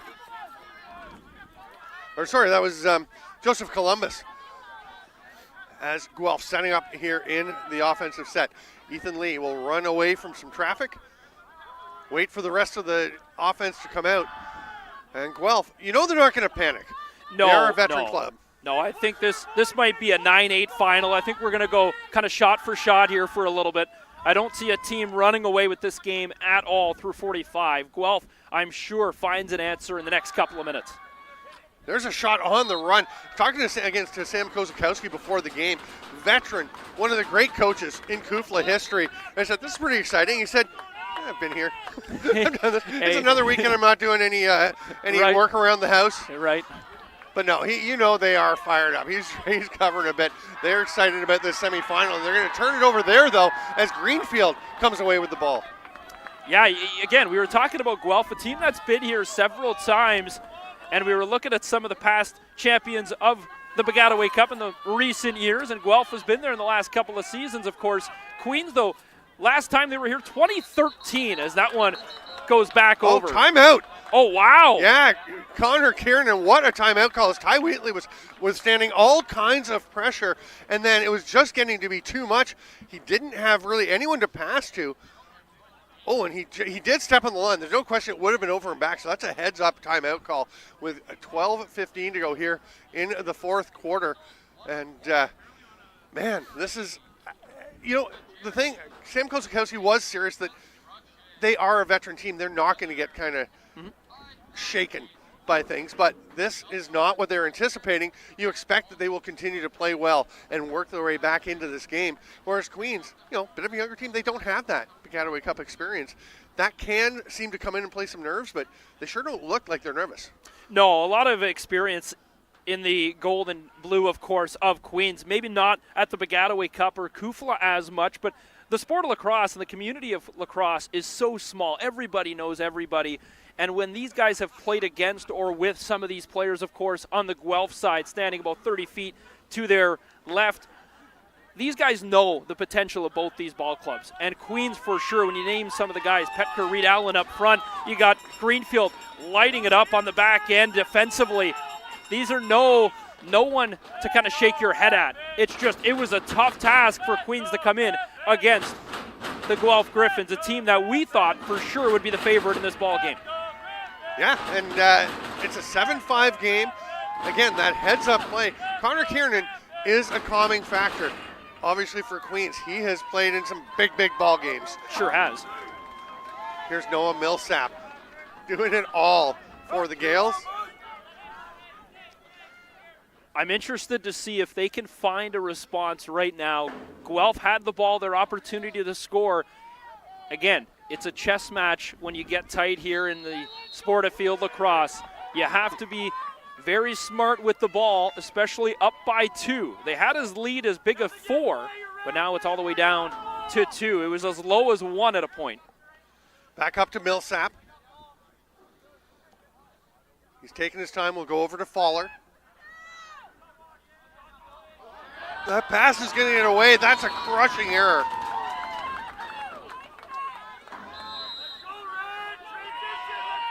Here comes Guelph. They're going to see if they can take advantage here. Whoa, and the sun is burning through those clouds. That might be a bit more of a factor now. What a difference as it finds a little gap. Hard rip. I don't know if Greenfield got bit of that, but it gets wide of the net. Thought maybe it did, and his right foot just kind of sticking that out at the last minute.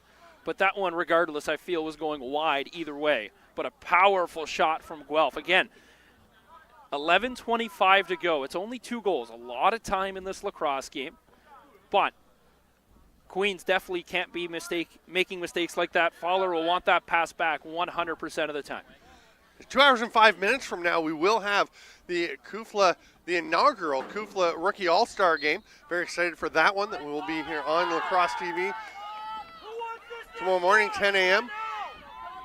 On Kufla YouTube, we'll have the Sixes showcase. But here is Wheatley taking off again.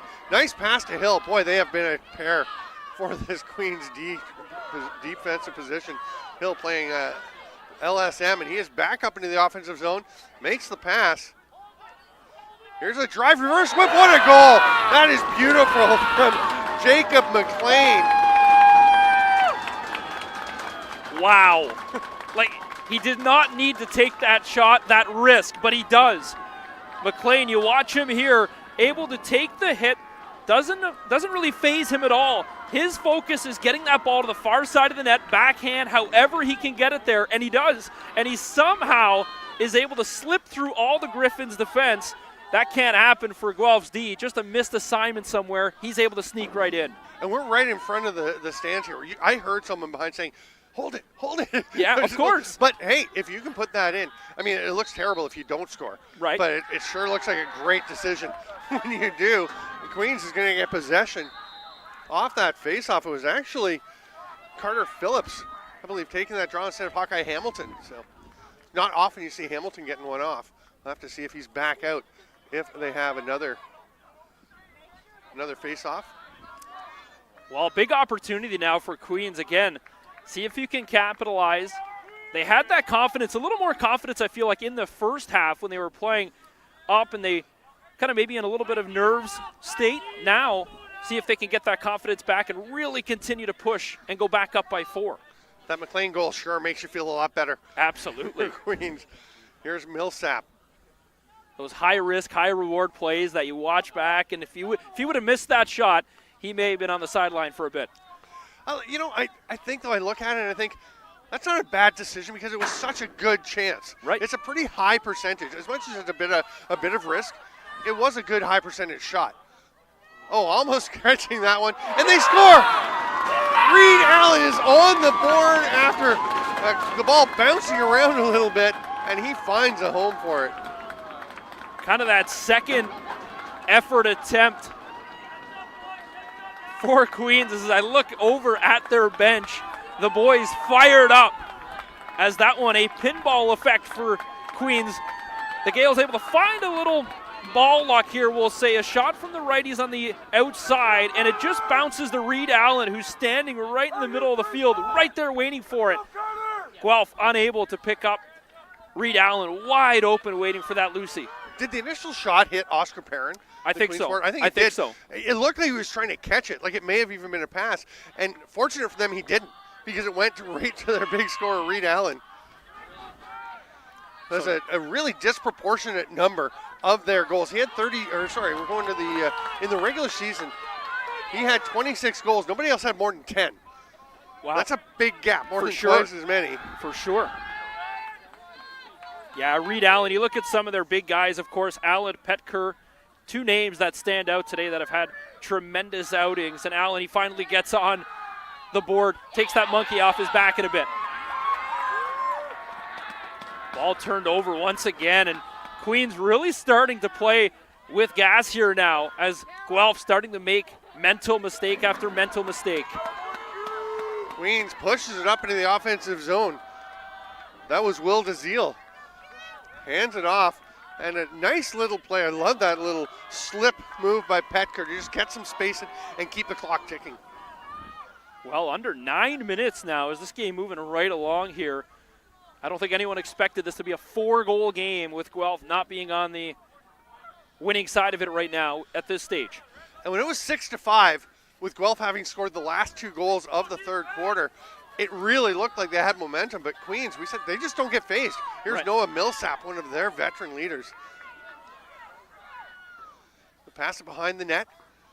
McLean backpedals, slips away, goes for a bit of a run.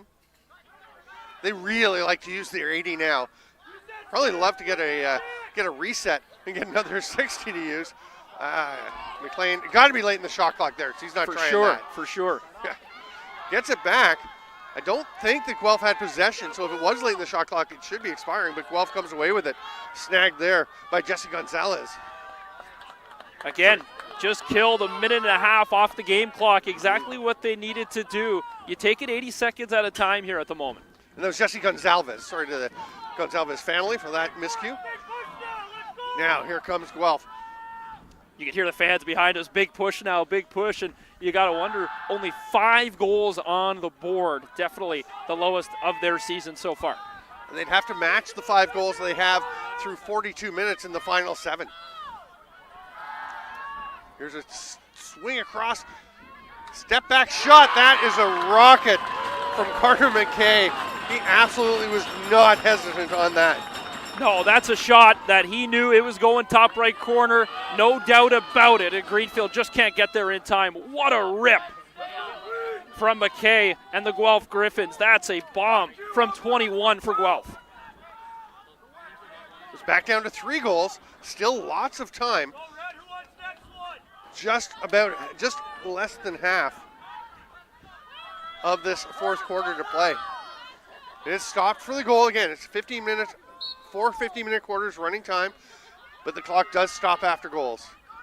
That can make a big difference. For sure. Strategically as well, I've talked about how oftentimes you're going to be taking a timeout after a goal just to save some time for you. You don't have to do that now. No, and this is why you expect to see maybe more shots on goal to try to grab a lucky bounce, or you're going to get a rebound goal.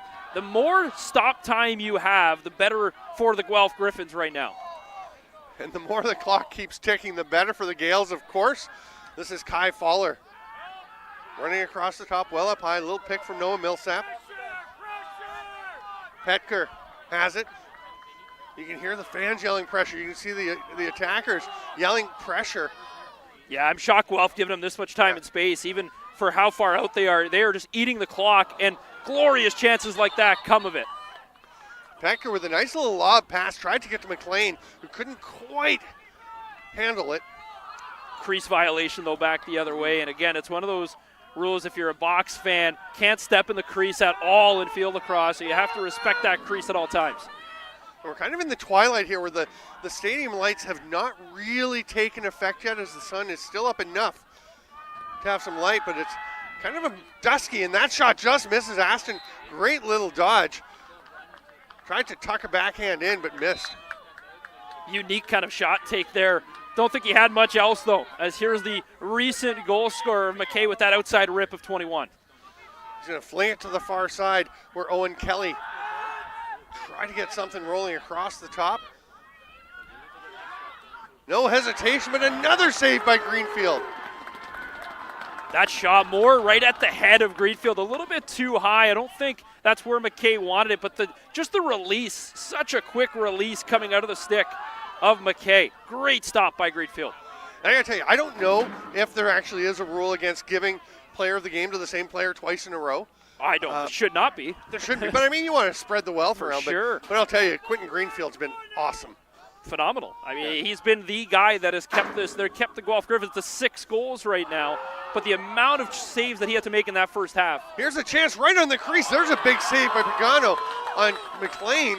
And Guelph's going to go the other way for 5 minutes to play. Racing forward is Owen Williams. He's going to hand it off. Baxter shoots. That was blocked out front. Williams comes up with it and is knocked out of bounds. They're going to call push on the back, Yeah, I think. okay. Just a loose ball push, as that one was ever so close to going out of bounds, but I think the right call is made, a loose ball push, sending him flying forward. I don't think he tried too hard to stay up on that one. No. But you don't have to, right? It's not your responsibility to stay up if somebody pushes you in the back. Definitely not. That's got to get the ball back any way you can. Greenfield, what a save. Got to find out the shots on goal, because he has been so good defensively for this Gaels defense right now. Guelph definitely out shooting them, in my opinion. As now here they come the other way, going right in. Oh, what a defensive play by the pole. Wow. They're officially listed at 28-28, the shots on goal. Wow, okay. That surprises me. I thought Guelph would have had probably 5 or 6, maybe 7 more. Shot with a great play there, as you said. And of course, Logan Pagano having to get involved in the defense. And now he's going to head to the bench, and they'll bring Jacob Hain back out. And he does head between the pipes, of course, as Queens has possession. 3:33 to play, a 3-goal lead for the Gaels. Stick with us post-game. We'll have the player of the game presentations and an interview with someone from the winning team. Right now the Gaels are very much hoping that will be them as they are in a strong position, but they know that Guelph could come back and tie this one up. Here's Petker. Queen's doing a nice job of getting really wide and making those passes whenever there's pressure coming from a Guelph player. And a rip and a goal. Reed Allen, he's a sniper, and he makes that one count. It's 10-6 Queens. Well, he finds a way once again. He got that lucky bounce to make it 9-6, and now he'll get the 10th one as well. And this one, just Reed Allen doing what Reed Allen does best, and he shoots the ball. What a good offensive shot from 31 in goal. A rip from the far side all the way, finds the back of the cage, and Reed Allen now has the Queen Gaels up by 4 with only 3 to go. And I love that the Gaels, I mean, we talk about you want to use your shot clock, you want to let the time tick away, but they're not playing scared in the least. He's like, I've got a great shot, I can put that in, and it works.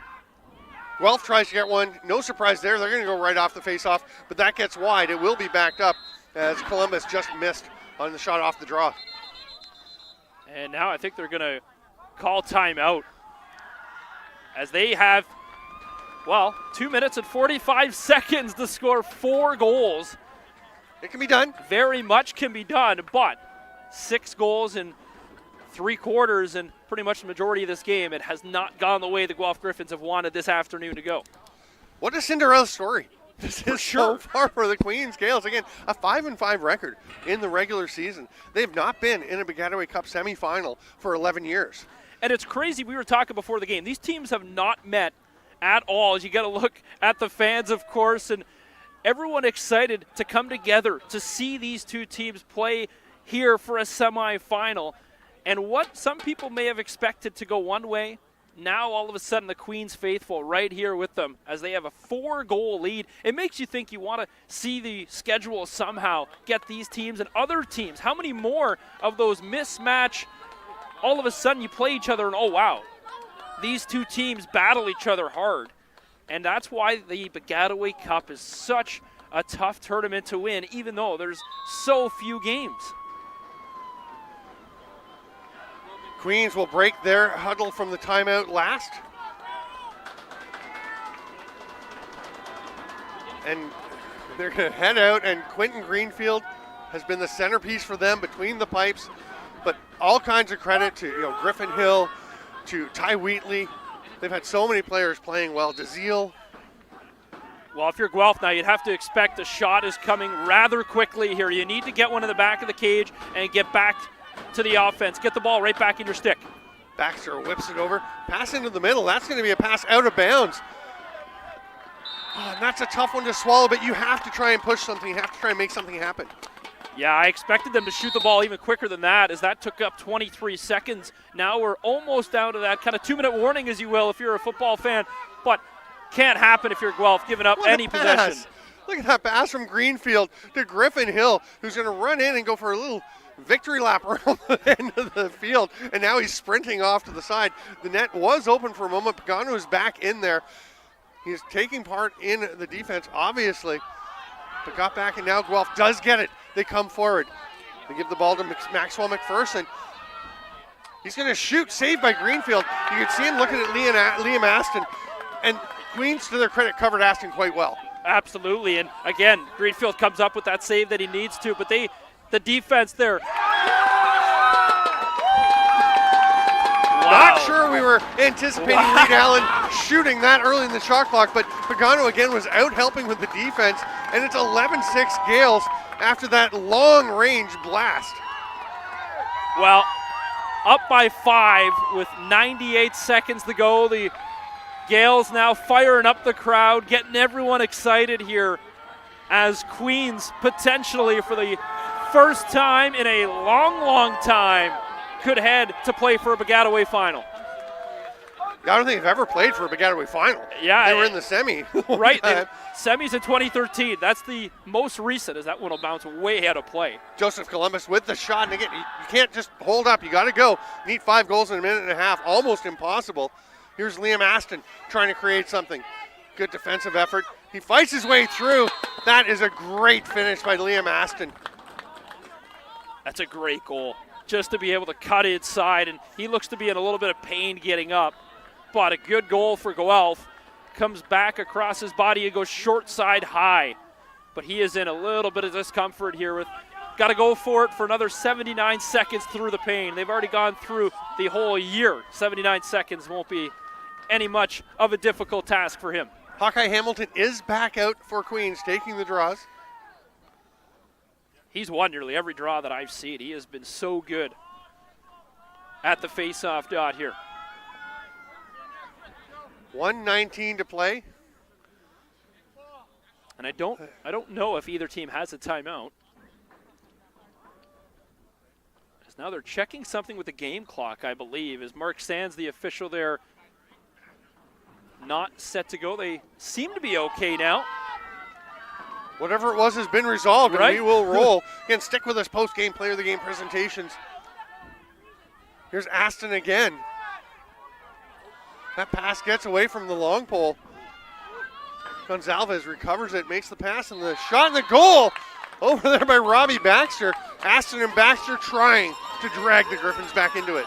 Well, I had to look behind me here as it got rather quiet in the stands for scoring a goal to make it 11-8. And I think the issue was they did not put the goal on the board. As I look now, it should be 11-8, but it is 11-6 showing on the scoreboard here. However, everybody knows the score that has been watching this game. It is 11-8 for sure. Yeah, those last couple of goals just not going up. And I think the officials are going to wait, see if they can actually get this on the board here, as now the 7th finally goes up. Another one. Keep it going. Got to wonder almost what they're doing over there. Yeah.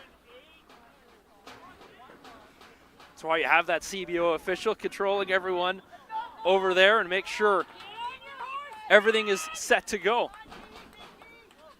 But Western, of course, watching on the sidelines, and it could be a Western Queens or still a Western Guelph final, as now the official's going to go over.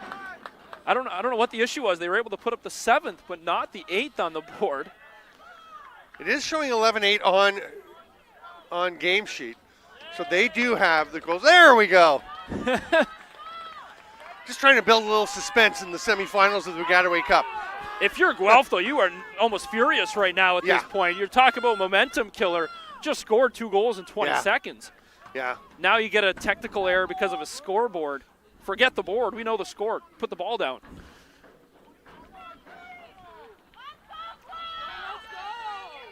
Still waiting. Yeah, I'm not sure what the issue is other than the score, but the CBO still has his hand up as if we are not ready to go. Now he gives the signal we are good. And we're underway.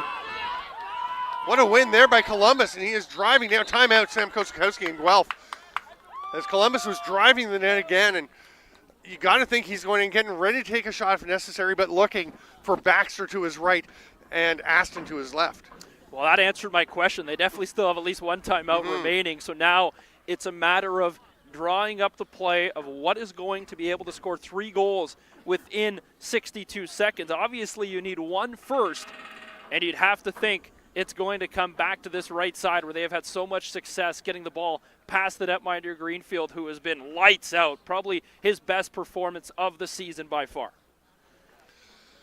1:02, 62 clicks of the clock, and 3 goals is a lot in 62 seconds, but you were saying Guelph had just scored 2 in 20 seconds? Right. They actually come up on game sheet. It's actually 10 seconds apart. Oh, wow. Aston scored 1:16 to play, Baxter with 1:06. So there you go. They could do it. For they sure. could get 6 more. All it is the ball is the fastest player on the field. You move the ball. No one is going to run as fast as the ball.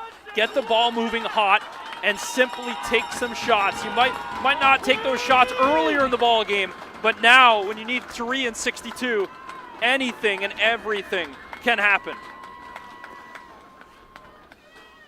Guelph will start with it up near the football 45-yard line. In the stick of Ethan Lee. Quickly down to Baxter. Aston continues the ball moving. Back to Aston. They've got Baxter on the back door. He's going to slide into the slot now as he wasn't open. Lee circling. Oh, he turns and shoots, and what a save, Quentin Greenfield. I think everyone in the stadium thought that ball was being passed to Liam Aston. I was just waiting for it. I did not expect him to cut back down low. Baxter drives to the net. He's going to miss, and it's a crease violation as he steps in after the shot. Queens with 32 seconds to kill. Greenfield has it. Great look to find Ty Wheatley. Greenfield knew what he was doing before he even stepped on the field there. There's a pass to Griffin Hill. They are not going to shoot this ball. The net is open as Pagano jumping in to the defensive help, but there's no way Queens wants to take a shot. They just want possession and the clock to keep ticking. Great positioning there by McLean. He comes away with it. Now Reed Allen with the ball. Petker can't quite control it. But that will be it. The Queens Gaels have done it. The Cinderellas of 2024 are off to the Baggataway Cup final with an 11-8 win over the Guelph Gryphons.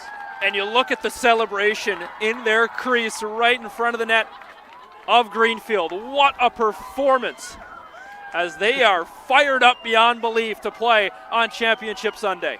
The players racing onto the field for that celebration, but the coaches got a little group hug going over by the bench before they went to join them. And a hug and circle in that play was pretty exciting. If you're a Guelph fan, if you're a Guelph player, if you're a Guelph coach, you got to be a little bit stunned. But again, Queens is full value for this win. Oh, this is why this tournament is so great. Anything can happen, and you reach this point, you know it's a must-win situation every time you take the field. We were talking about, would you rather play 3 games or 2 games? Maybe that's why you only want to play 2. You know what? Anything can happen, and you can be stunned at any moment, and I don't think the Guelph offense today is going to be pleased with what they put up.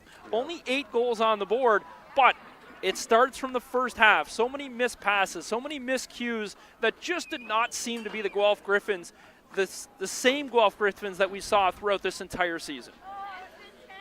They will shake hands, then we will have the player of the game presentations. And what do you think of this 2-seed versus 2-seed Western Queens matchup in the final tomorrow? Well, again, I don't know how you could really pick a favorite right now, just based off the performances we've seen from both these two teams. Western, of course, going the distance, 8 quarters we said, 15 minutes and 58 seconds of overtime, and then Queens here, probably the best performance of their season. Starts from the back end, but they got it done right through the midfield, the D guys with the poles, and of course the attackmen. So good today, getting 11 on the board, and 11 the magic number. It's enough to take down the Guelph Gryphons. And now you're looking at Queens having played twice in 2 days, and they will play they're playing the later semifinal. So it is actually probably a good thing for them that Western is the team that they're facing, also a 2-seed who had to play on Friday, because you don't want to be playing someone who's only played 1 game but has that game to get the wheels greased. Yeah, there's no excuse there. You can't say they had a day off, or you can't say they're tired, they've played 3. It's a equal playing field, of course, and it is going to be an electric final. I'm excited to see how Queens responds tomorrow. They'll celebrate a little bit tonight, but it's like the old saying goes, you celebrate for maybe 30 seconds, but it's a new day tomorrow.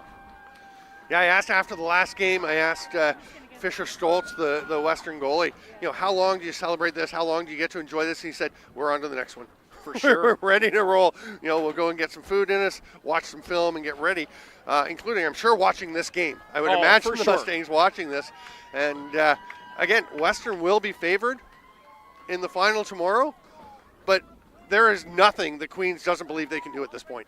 No doubt about that, as looks like they're almost ready for player of the games, and they're spoiled for choice on the Queen Gaels side. Really, a lot of good performances as well on the Guelph side. However, I have my picks, and I would be surprised if I don't see the goaltender go up and get a nice player of the game performance. For Queens? For Queens, yes. And for Guelph? You going Liam Aston with 2 goals, 2 assists? I think you have to. We'll see. These player of the game awards presented by ILA Sports and Tim Hortons. Deputy Commissioner Tom Bolesky will be handing them out, and we will be joined by a player from Queens after this for an interview. Jesse Gonzalez for Guelph. Okay. Obviously, the Gaels were impressed with the 2-way game that he played in the defensive zone. from the Queens Gaels, number 33. No doubt. It's Quentin Greenfield. No doubt. Clearly the guy who just stole the show to me in that first half. He turned so many eyes because I thought Guelph was playing better, and that's why I thought they were out shooting them for the longest time. But the goaltender stole the show, and that pushed momentum all the way for every single man, including guys off the field. So Greenfield again win the Player of the Game award. We've been interviewing the Player of the Game winners. It looks like we are going to have, looks like William DeZiel coming over. I thought we were going to get Noah Millsap, who had a great game, but we'll have DeZiel, also a terrific player for the Gaels. And we will be here on the field. He is looking very, very happy. No surprise as he walks across the field with Deputy Commissioner Tom Bileski. And yeah, these guys are fired up. All right, Steven, here you go. Let's go, Diesel! Jesse, is it Jesse? Will. Yeah. A little bit. Hey, how you doing? It's DeZiel, right? Yeah, DeZiel. DeZiel. Yeah. DeZiel. Okay. The camera's right here. Awesome. And congratulations. What an exciting game. Yeah, sure was. Thank you. You know, from day one of this season, we've always been saying it takes a village. And I think you see it on the way we play out there. Our play is always next play mentality. It doesn't want to happen right before that. We're always looking to the next guy next to us, and we have full faith and trust in each other every time we step on that field. We were talking about, you're a 5-5 regular season team, playing well down the stretch. You get the big win over Trent, 12-6 in the playoffs, and then you come here and you didn't look like you felt you were underdogs. No, not at all. And that 5-5 record, we don't think really shows the kind of team we are and the kind of depth we have. And we love that underdog role. You know, people look past us, but we know every time we step on that field, we're going to bring our best. And it's been onwards and upwards all season, so we've been trending in the right direction every single game, every single minute we're on that field. Does it carry over? Are you guys the underdogs tomorrow? Hey, I mean, people might say we are, but in our eyes, there's no stopping this train. So yeah, I mean, I personally, I'm thinking, wait, this seems like a team that believes they can do anything, is showing they can do anything, and you're getting such great performances from around the roster. Like you said, it's up and down. I mean, Griffin Hill scoring a backdoor quick stick as a long pole. Yep. Have you ever done that? Do you know any other long pole that's done that? I don't, but if there's one guy that'll do it on this field any day of the week, it's going to be that kid right there. Yeah. So you guys get ready tomorrow. You do play the late semi, but you've got time till 1 o'clock tomorrow. How do you prepare for the next game? I know immediately tonight we're going to be doing film for at least an hour, big team dinner together. Every morning we're doing team yoga, stretching, going over our schemes. So every minute we got together, we don't let it go for granted, and we're always focused on that next game, that next play. So that's kind of our mindset all year. Really appreciate the time.